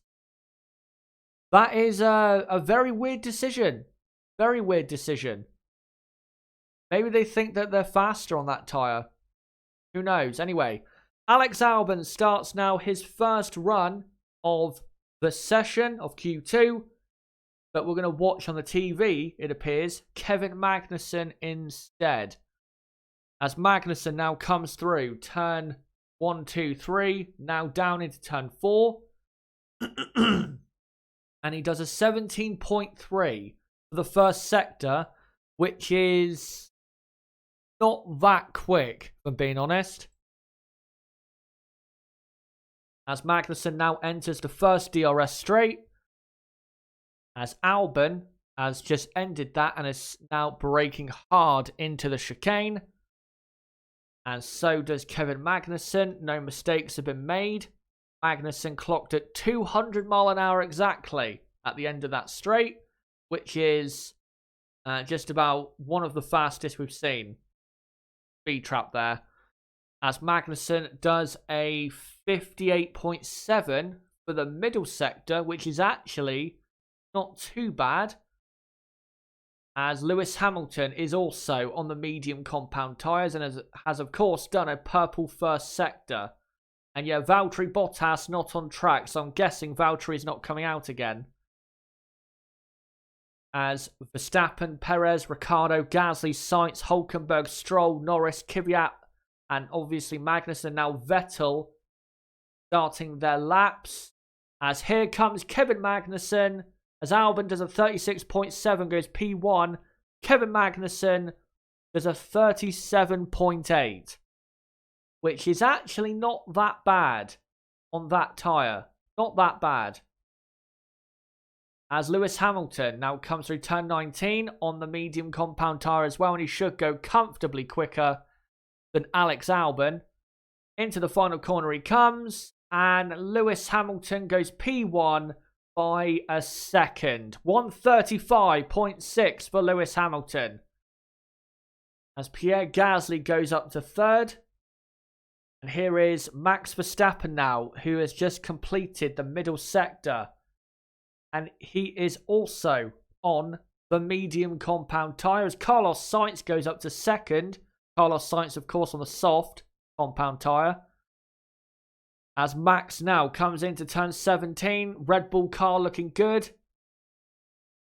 Two Ferraris also on a lap on the soft compound, which is, again, weird decision as to why they've gone to that tyre. And Max now comes into the final corner. And he should go P2 with this lap. And he does, but is 6.5 tenths off. What a lap that was then by Lewis Hamilton. As Ricciardo goes 5th on a 37.0. Sebastian Vettel comes to the line and goes P2. A 10.5 down on Hamilton. Charles Leclerc goes P2 now. And is just over half a tenth away from Lewis Hamilton. But that shows you guys how slow Ferrari are. On a softer compound tyre, which is, I think the difference from soft to medium this weekend is about 7 tenths of a second. Ferrari is still slower than Lewis Hamilton. This shows you how slow they are going to be in Q3. As Hamilton, they're just showing a replay of him at the penultimate corner and the final corner, where he probably could have gone slightly quicker, but to be honest, looking at the replay, I think he did pretty well. And now here's a replay of Gasly at the penultimate corner, sparking away, and yeah, he didn't really lose any time there, Gasly. So there you go. As now Valtteri Bottas is on an outlap. I wonder what tyre he's on. Funny though if he was on the hard compound tyre. But anyway, I think actually we'll wait and see what Valtteri Bottas does on his lap. If Valtteri does decide to do a lap, then I'll update the running order after that. Valtteri though currently on an outlap, but I don't know where he is on the track. We're not currently looking at him. We're looking at Max Verstappen, who is about to come into the pits. And yet Valtteri has just started his flying lap. So hopefully the FOM director on the TV shows us Valtteri Bottas. And here we go. Through turn 3 down to turn 4. And he is on the medium compound tyre. And in the first sector, half a tenth down. He is on Lewis Hamilton. And now enters the first DRS zone, where with the fresh power unit, he should be quicker in this part of the track. And let's see what he clocks at the end of the speed trap. About 198 miles an hour, so a couple miles an hour slower than the Ferrari was, I think, in Q1. As Valtteri now comes up to the middle sector. And he is, I don't think he is faster than Lewis Hamilton. I'm not sure. They just quickly cut away from that sector time of Lewis Hamilton to show the sector time of Kvyat, which I don't know why they're showing, because of course Valtteri is up on Daniel Kvyat's sector time.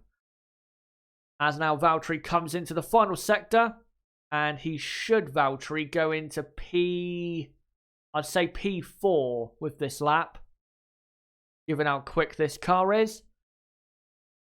And through the penultimate corner and into the final corner, and Valtteri Bottas goes into second place. So the two Mercedes on the harder compound tyres are still faster than Ferrari, even though Ferrari are on softer tyres. Clear proof that around this track, Ferrari are dead slow. Anyway, I think it's now time we do the running order going into the final run of Q2. So it's Lewis Hamilton P1 from Valtteri Bottas in second. Charles Leclerc is P3. Sebastian Vettel is in fourth place.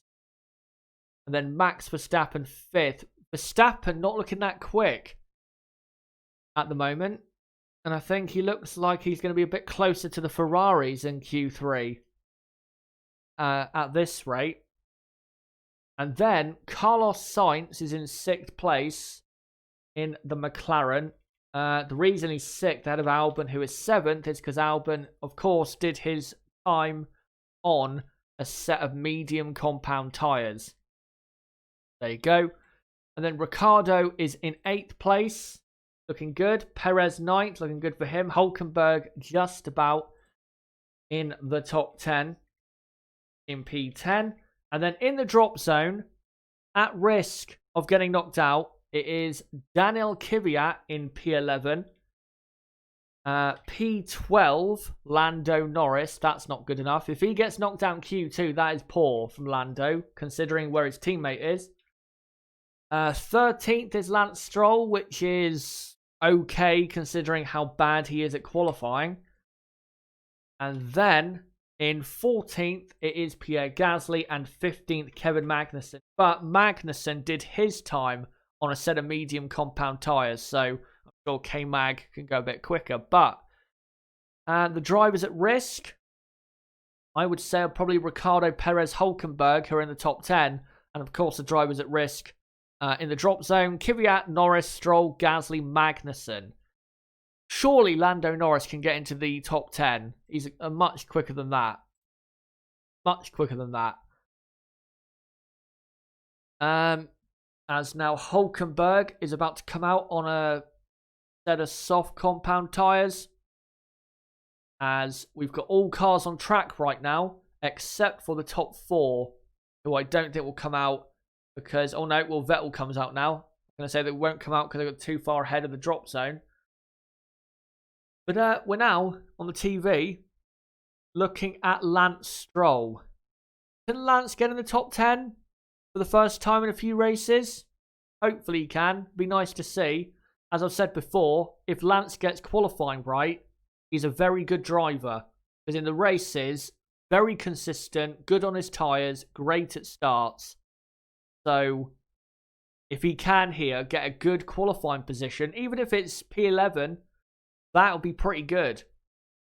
And he might be a dark horse for a great result in tomorrow's Grand Prix, as he's about to start his final run of Q2. So come on, Lance, let's see what you got. Let's see if you can get into the top 10 like your teammate is at the moment.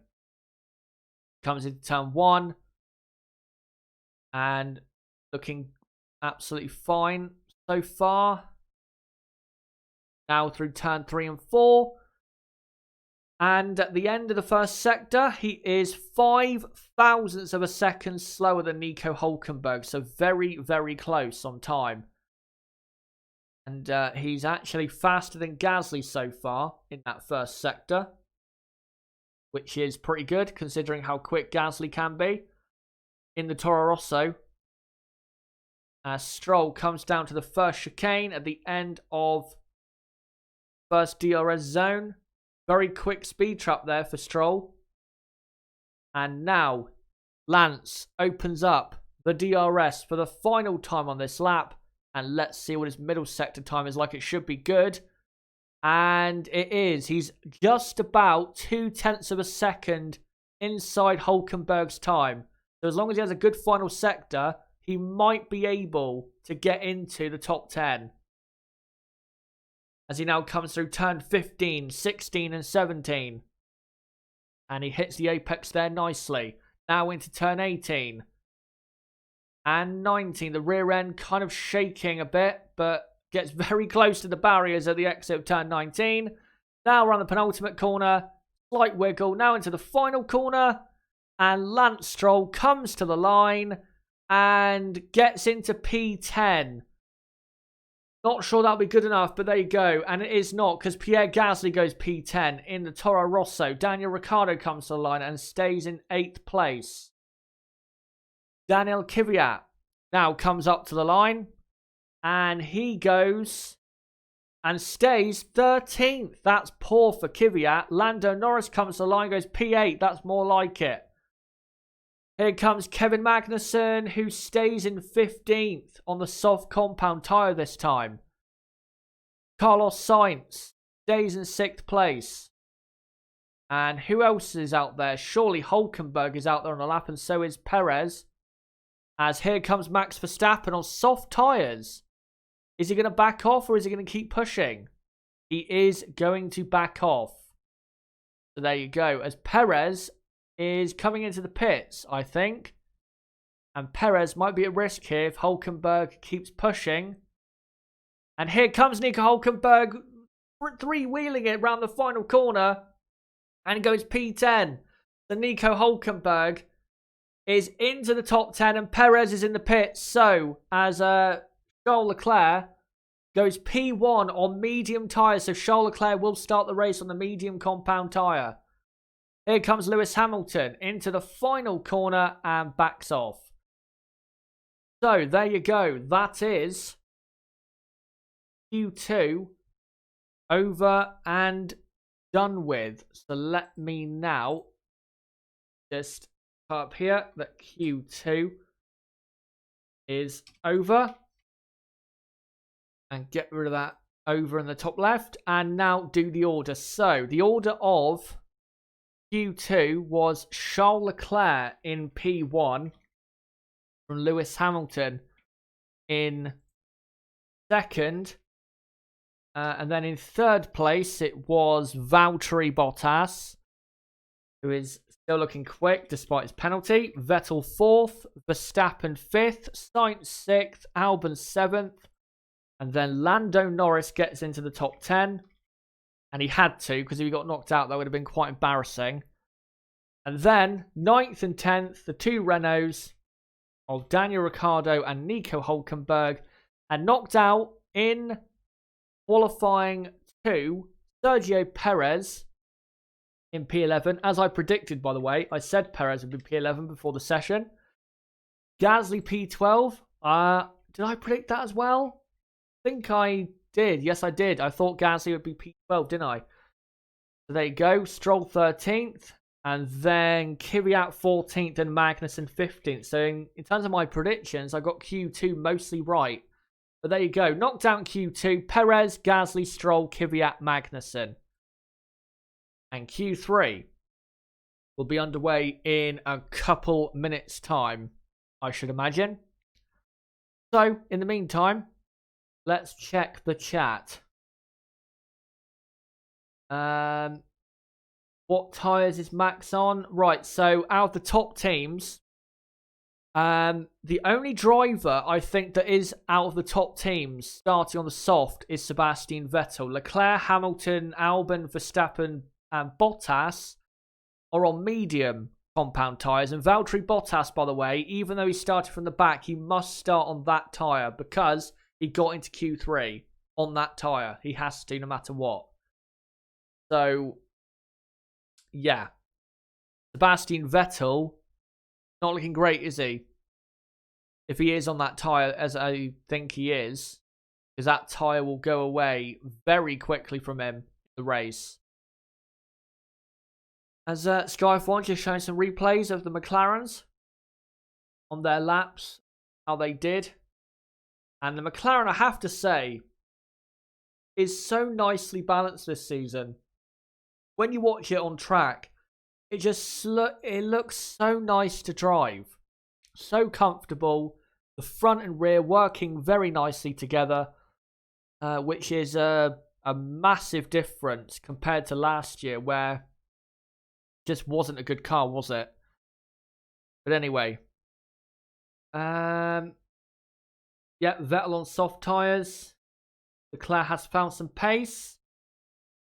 I'm not sure I can agree with that, because Hamilton, Verstappen, Vettel, they didn't do another run, or they didn't complete their run at the end. So we don't know how quick Leclerc really is, and we won't until qualifying 3.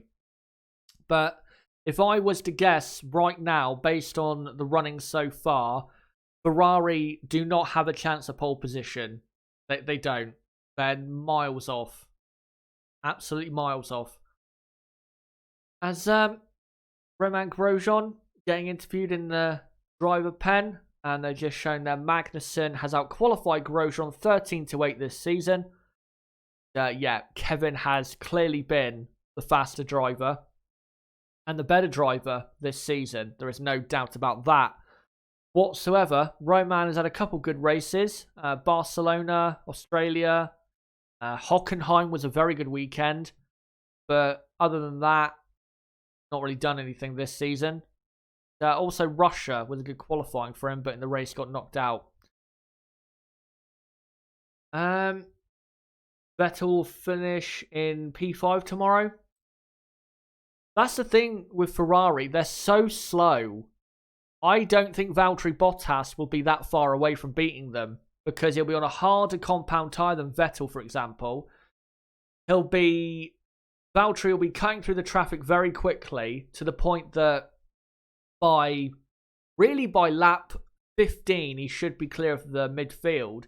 And then he has, 40 odd laps to catch the Ferrari cars, which shouldn't be that hard, considering how slow the Ferrari cars are.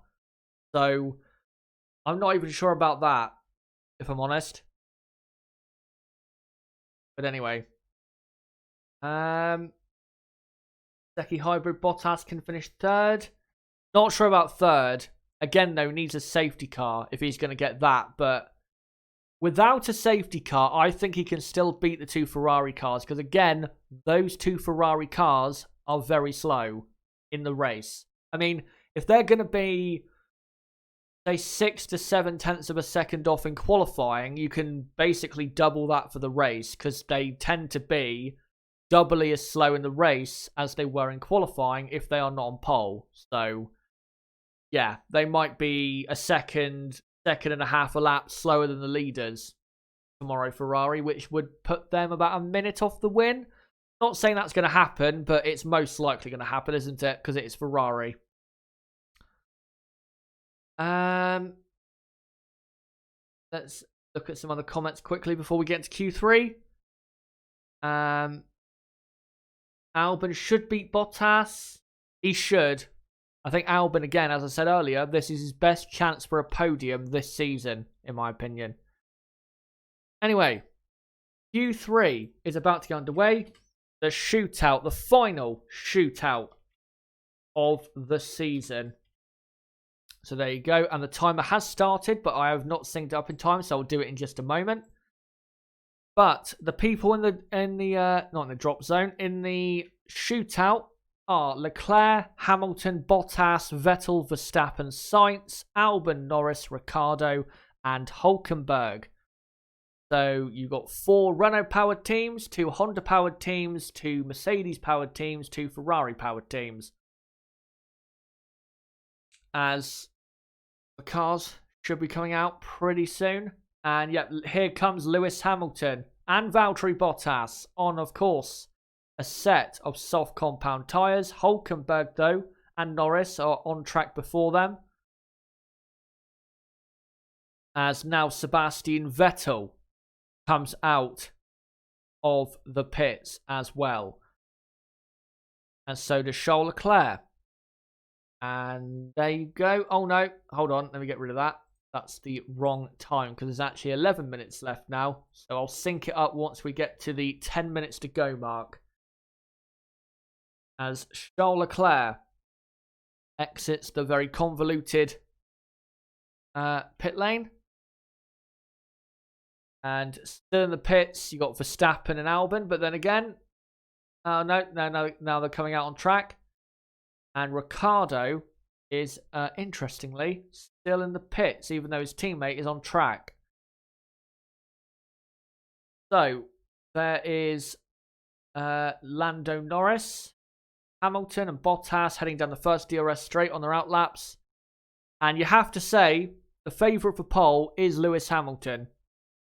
He hasn't been on pole since Hockenheim this season, but he is so quick in that car, which is also so fast, that it's going to be very hard to see anyone else on pole.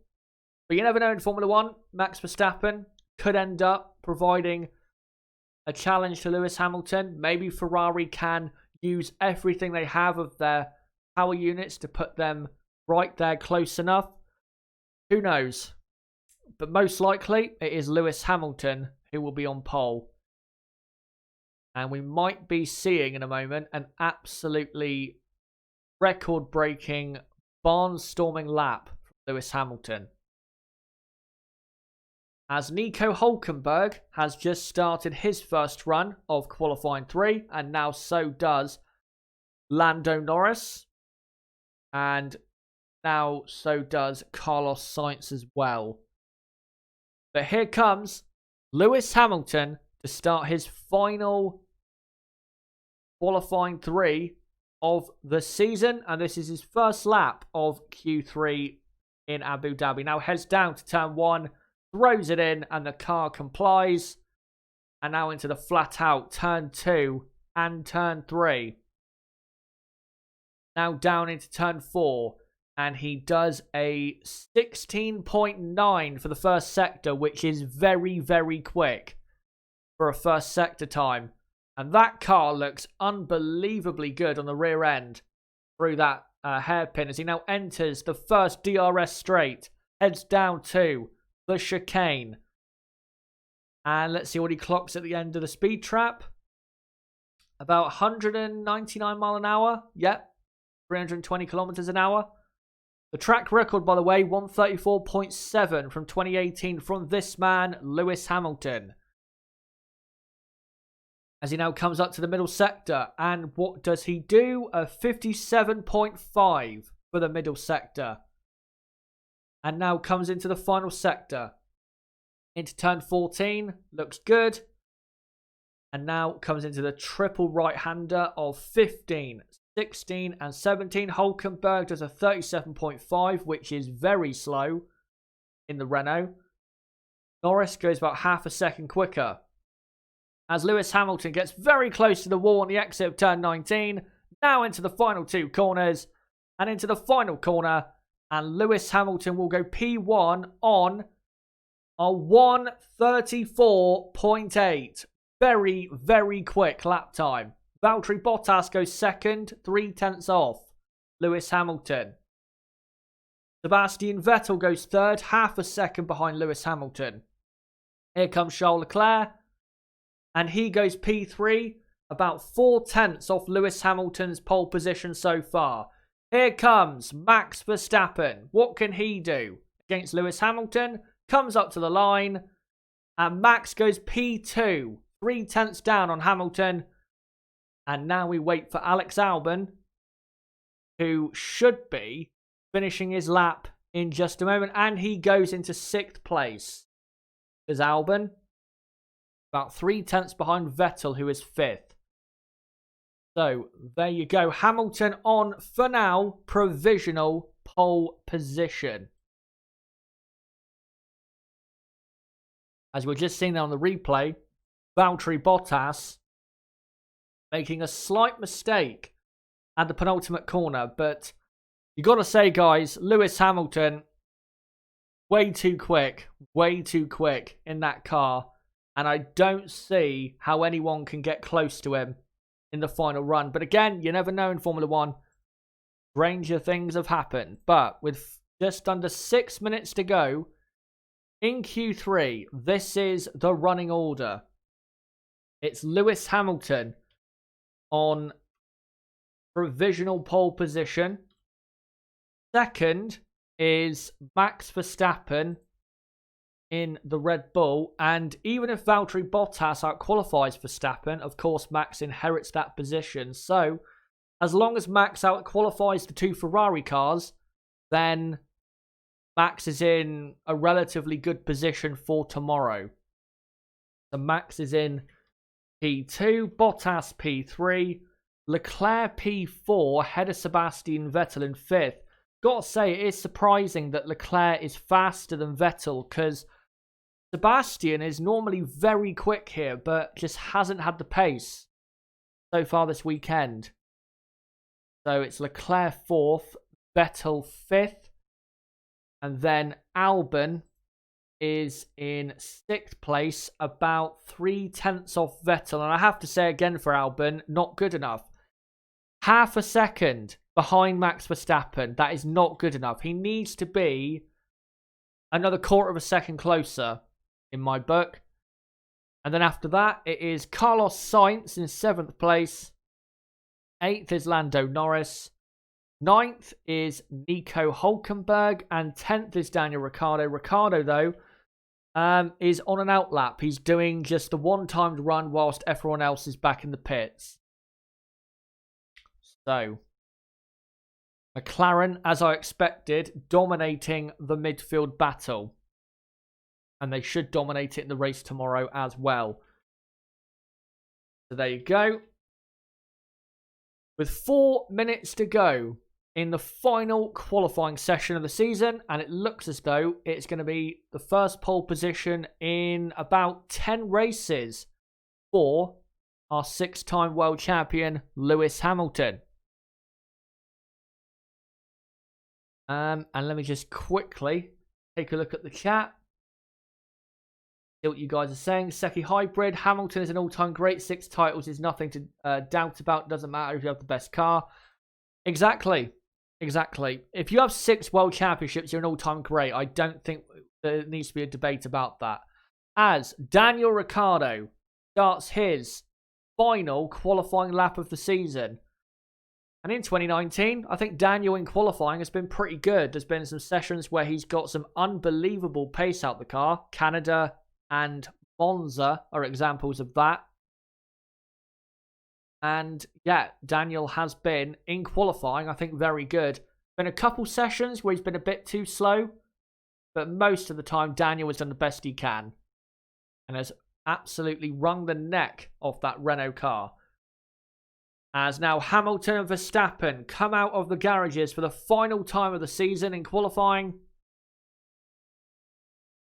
And Charles Leclerc should be coming out in just a moment as well. As Daniel Ricciardo has now completed the second sector. He's about 6.5 tenths off Lewis Hamilton so far on this lap. So not too bad for Ricciardo on lap time. As Daniel now heads into turn 15, 16 and 17. And now into the 2 left-handers. And this lap looks good for Daniel. No mistakes, pushing very hard. And he now comes up to the 2 final right-handers. And Daniel Ricciardo should go faster than teammate Hülkenberg. Comes up to the line and goes P7. Very good lap by Daniel Ricciardo. Slightly faster, I think, than Carlos Sainz. I'm not sure he'll stay there, but that was a very, very good run. Lewis Hamilton, I was just looking at the steering wheel there. He was some throttle mapping going on there, as he's currently stuck behind a McLaren on this outlap. A McLaren of Carlos Sainz, I think it is. I'm not sure, but it's not letting him through, whoever it is. As Verstappen, I think, is behind him, and then it is Bottas, Albon, and then it's the 2 Ferraris of Vettel and Leclerc. As we have a minute to go in qualifying 3. And Charles Leclerc, there you go on the TV. Now coming into the final sector on his outlap. So, Get ready, guys, for the final lap of qualifying in 2019. Who will take the final pole position? It is surely between Hamilton, Verstappen, Bottas. Can Max get another pole in 2019? Let's see. As Max now comes up to the final corner. And Max Verstappen starts his final attempt at pole position in Abu Dhabi. Into the first corner he comes. Throws the car in. And the car looks good. Flat out in 2 and 3. And into 4 as well.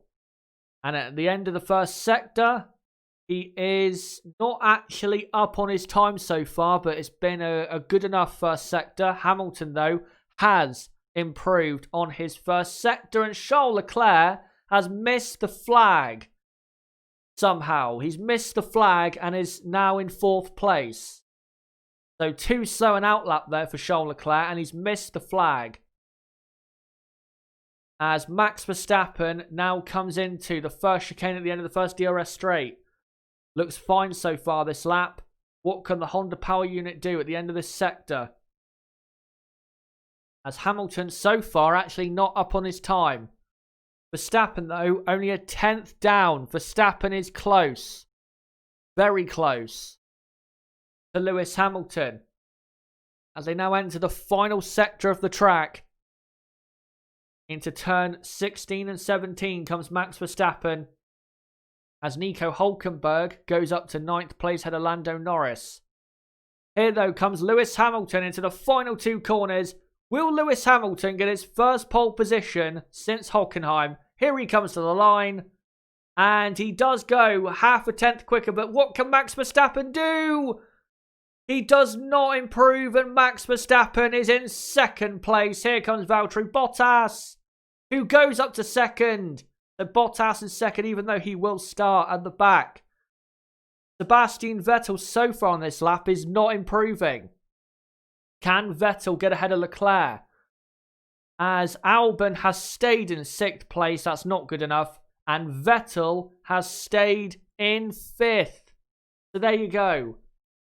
Q3 is over, and the final qualifying session of the season is over as well. So, let's just update the text. Qualifying is over. And your final finishing order of the session is Lewis Hamilton on pole position from Valtteri Bottas 2nd. Again, though, Bottas starting last tomorrow because of a fresh power unit. But if he was starting in 2nd, I think Mercedes would dominate the race tomorrow, to be honest. Max Verstappen 3rd, Leclerc 4th, Vettel 5th, Albon 6th. Lando Norris is in 7th place. Very good qualifying for him. Also, great lap by Daniel Ricciardo to finish in 8th. Carlos Sainz will be very disappointed to finish in 9th. And then in Nico Hülkenberg, he is in 10th place. Knockdown Q2, Perez, Gasly, Stroll, Kvyat, Magnussen. And then knockdown Q1, Grosjean, Giovinazzi, Raikkonen, Russell, and Kubica. So there you go, guys. Qualifying is over for the Abu Dhabi Grand Prix. And for the next 15 minutes or so, let me know right now in the live chat, what did you think of qualifying and what did you think of certain performances? And let me know who was your driver of the day today in qualifying. For me, it would have to be... I'm just trying to think who's done well, particularly well in this session. I'm going to go Lando Norris. Actually, not Lando Norris. I'll go Lewis Hamilton and then Lando Norris. I just forgot about Lewis Hamilton. I'll go Lewis Hamilton as the driver of the day and then Lando Norris. But out of the midfield, definitely Norris, the standout performer to get P7 when he wasn't looking great, Lando, in certain parts of qualifying. Yeah, let me know, guys, your drivers of the day. But in terms of the all of the standout performers, I'd say Hamilton,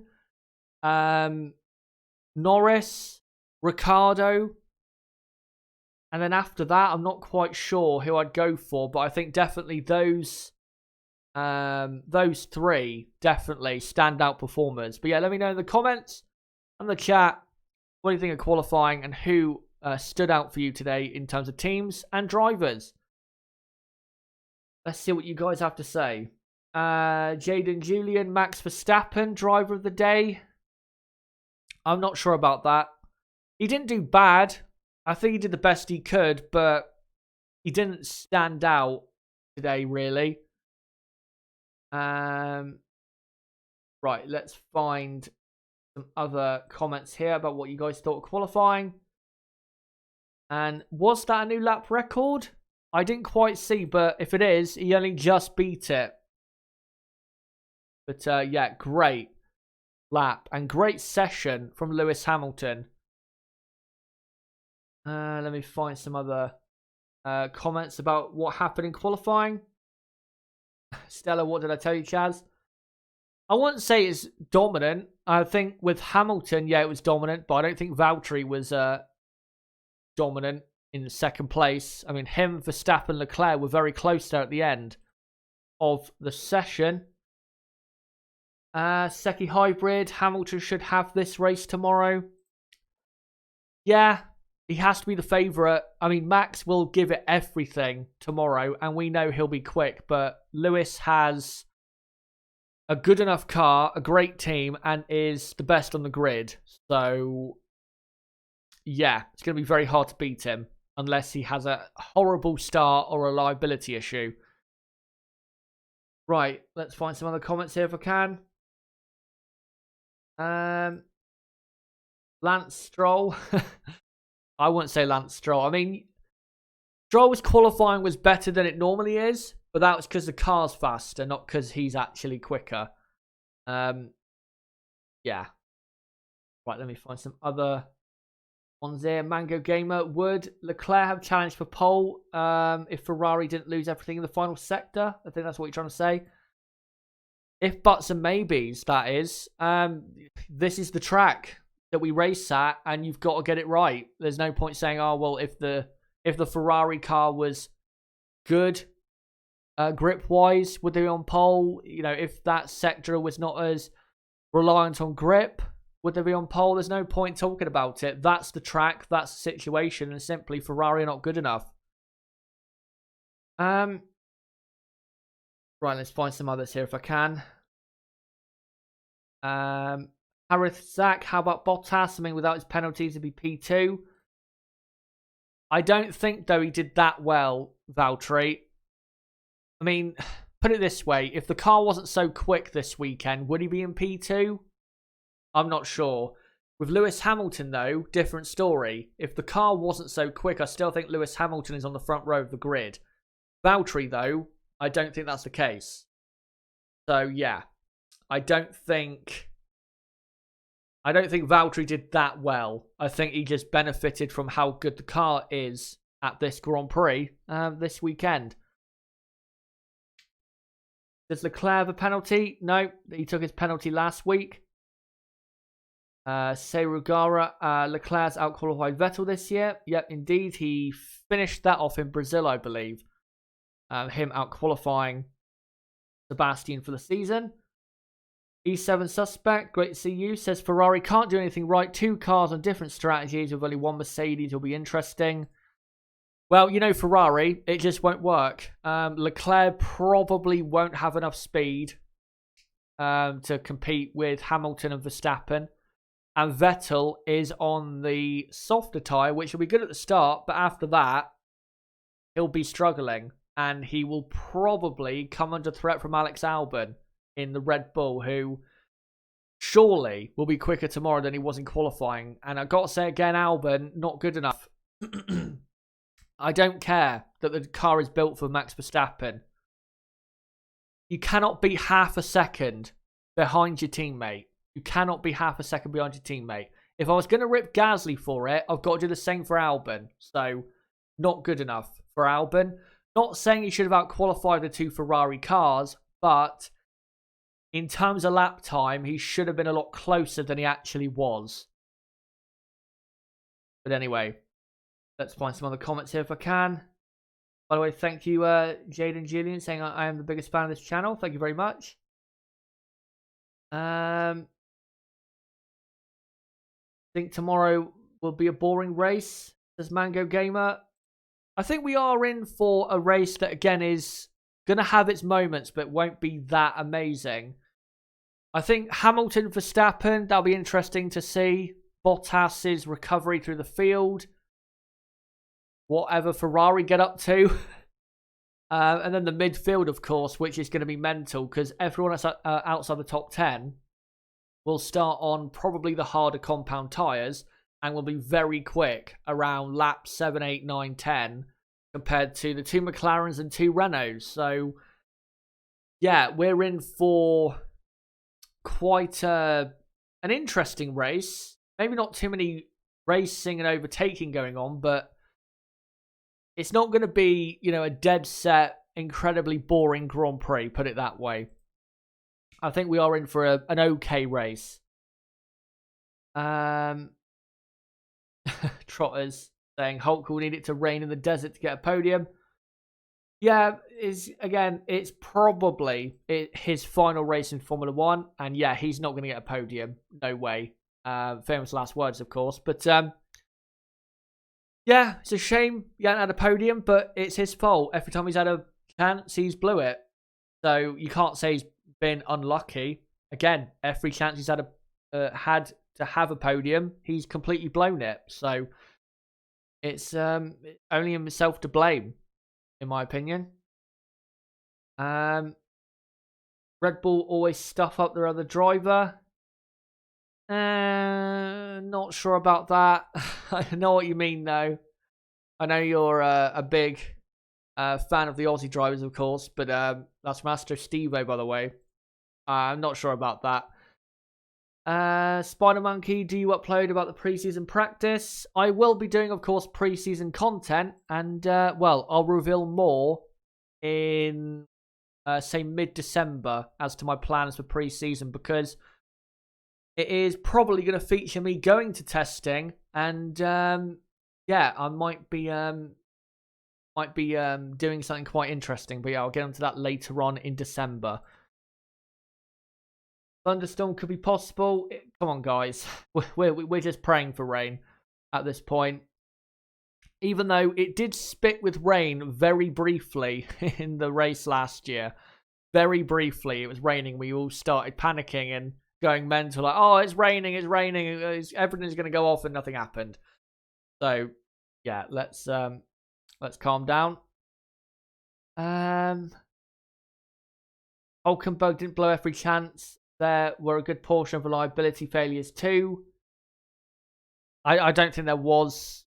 Can't remember any reliability failures he had when it came to his podium chances. I mean, I'm trying to think of his podium chances. So Brazil 2012, he blew it. 2013, he didn't have a podium chance that I can remember. 2014, in Bahrain, he had a very good chance, but he blew qualifying, and then in the race, just about missed out, but he blew it in qualifying. And then for the rest of that season, I can't remember him having another podium chance, unless someone wants to remind me. 2015, again, I can't remember him going for a podium. 2016, he looked very good at Spa, and then the red flag came out. But I don't think he would have finished in the podium anyway, because the cars behind were quicker than him, I think. And where else? I think Monaco as well. He was looking very quick, but just simply wasn't quick enough once it dried up. And then you got Baku 2017. He hit the wall. 2018 Baku. You never know. Could have got a podium. Hit the wall. And then Hockenheim 2019 hit the wall. So I don't see how he's been unlucky. Again, every time he's had a chance, he's blew it. And you cannot.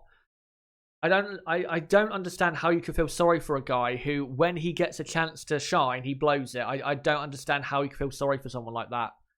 He had his chances, he blew it. Simple. That's life. Right, let's find a couple more comments. And then we'll get to the end of the stream. Spider Monkey says, Chaz, what is your opinion about Haas's pace compared to your prediction? Well, I don't think anyone can say they expected that, because in practice, Roman was very quick up until qualifying. So I don't think anyone can say, well, that this was expected, because it wasn't. It was not expected at all. But I did actually get most of my predictions right. Hamilton on pole, I got right. 4th and 5th for Ferrari, I got right. Norris as the front-running midfield driver, I got right. Both Renaults in the top 10, I got right. Perez and Gasly and Magnussen in their... Oh no, Perez and Gasly I got right in the exact positions. And I think Russell... did I get Russell and Kubica right? I don't think so, but I think I got most of the Q1 knockouts right as well. So I got most of it right, to be honest. Right. Let's find a couple final comments here. Chances for Renault tomorrow and thoughts of them today, please, Chaz. Renault are probably going to end up nicking a couple points. Nothing great. Nothing, nothing spectacular. Just a couple points for Renault. And today, yeah, Renault did pretty well, but I'm not necessarily sure it's because of the car. I think more so the driver. Daniel Ricciardo's lap at the end there was very good to do a 36.4. That's a very good time for Daniel Ricciardo to split the McLarens. So I think more so the drivers did well today than the team. But yeah, Renault, they'll get a couple points, but it'll be nothing great for the team. And let's see what else. What other comments we got? A couple people saying, oh, Hulk's got pole. Yeah, he had pole, but those were because he put in a great lap. Absolutely, great lap he put in that season. But you can't live off of one lap in your 10-year career, can you? You can't do that. You can't be, oh, well, I had pole position once in 2010. You can't make that excuse for why someone is better than I'm rating it. That's not an excuse. Nico Hülkenberg has had basically 10 years to prove himself. To prove that he is as good as what people rated him as. And simply, he was nowhere near as good as people rate him as. Simple. He's had enough chances, and even though he does deserve to be on the grid, no doubt about that, you can't say he hasn't had enough chances to be in a top team. He's had plenty of chances to prove himself, and he hasn't proved himself, I think, enough. Compared to other drivers like Perez, for example. Perez, I think, has proved himself a lot more. Valtteri Bottas. So, again, he's had his chances and failed. Right, let's find one final comment. Then we'll get to the end here. Spider Monkey, that's true, Chaz. It's like Stroll got podium, but that doesn't mean he's better than Hulk. I mean, yes, Stroll is not better than Hülkenberg, but and I said this yesterday, and it is true, and I'll end off on this. Not only in Formula 1, in sports, and in life, the best people make things happen for them when they get a chance. When they get a chance at success, especially success they haven't tasted before. For example, let's say in Formula 1, like Sergio Perez's podiums or Max Verstappen's race win in Spain in 2016. When they get that chance, they make it happen for them. That's what great or good, very good drivers do. The drivers that don't do that, this is what happens to them because they're just simply mentally not good enough to make it happen for them. So there you go. But anyway, guys, that is it for qualifying here today at the Abu Dhabi Grand Prix. And thank you guys for coming along for the final qualifying watch-along of the season. What a season it has been for qualifying. The best sessions this season, I'd have to say Baku, where we had 1,000 live viewers for Baku. That was great. And the session was mental. Canada was great. Where else was great? trying to think. Hungary was very good. Spa was all right. The Italian Grand Prix was, on reflection, quite humorous. And yeah, there was a couple other good ones as well. But yeah, qualifying this season has been pretty good. Some exciting moments. Not too many surprises except for Ricciardo in Canada. But been good, I think, qualifying this season. And normally it is good anyway. But yeah, thank you guys for joining me so much in the qualifying watch-alongs this season. But don't forget, guys, there is one session to go. The race tomorrow, the final race of 2019 Abu Dhabi Grand Prix, where me and Nib, who will be on, of course, will be live at 10 past 12 p.m. UK time. That's 1 hour exactly before the race starts for the build-up for the race, then the race watch-along, then a quick reaction, and then the race review will come shortly after that. Also, I will, guys, upload my qualifying review for today in the next, say, 30-35 minutes. So that will be coming very soon. But yeah, that's what's coming up tomorrow, the race watch-along and race review. So don't forget to subscribe for that. Bottom right of the screen, you can do it there. Or go to my homepage and do it there. And hit the notifications bell so you're notified as to when I go live and upload. And as well, hit the like button for more content like this. Comment down below what you thought of this video and comment down below what did you think of qualifying and what your thoughts going into tomorrow's Grand Prix. Also, don't forget to join my Discord, link below in the description. That's the best place that is for notifications for my videos and streams. Follow me on Twitter at Chaz6110. Like my Facebook page also, ChazerHDF1, it is on Facebook, for more content like this. And also check out my website, ChazerHDF1. Not ChazerHDF1, ChazHD.com, sorry, for more content like this. But guys, until tomorrow's race, the final race of 2019, it has been me, ChazerHD. Goodbye.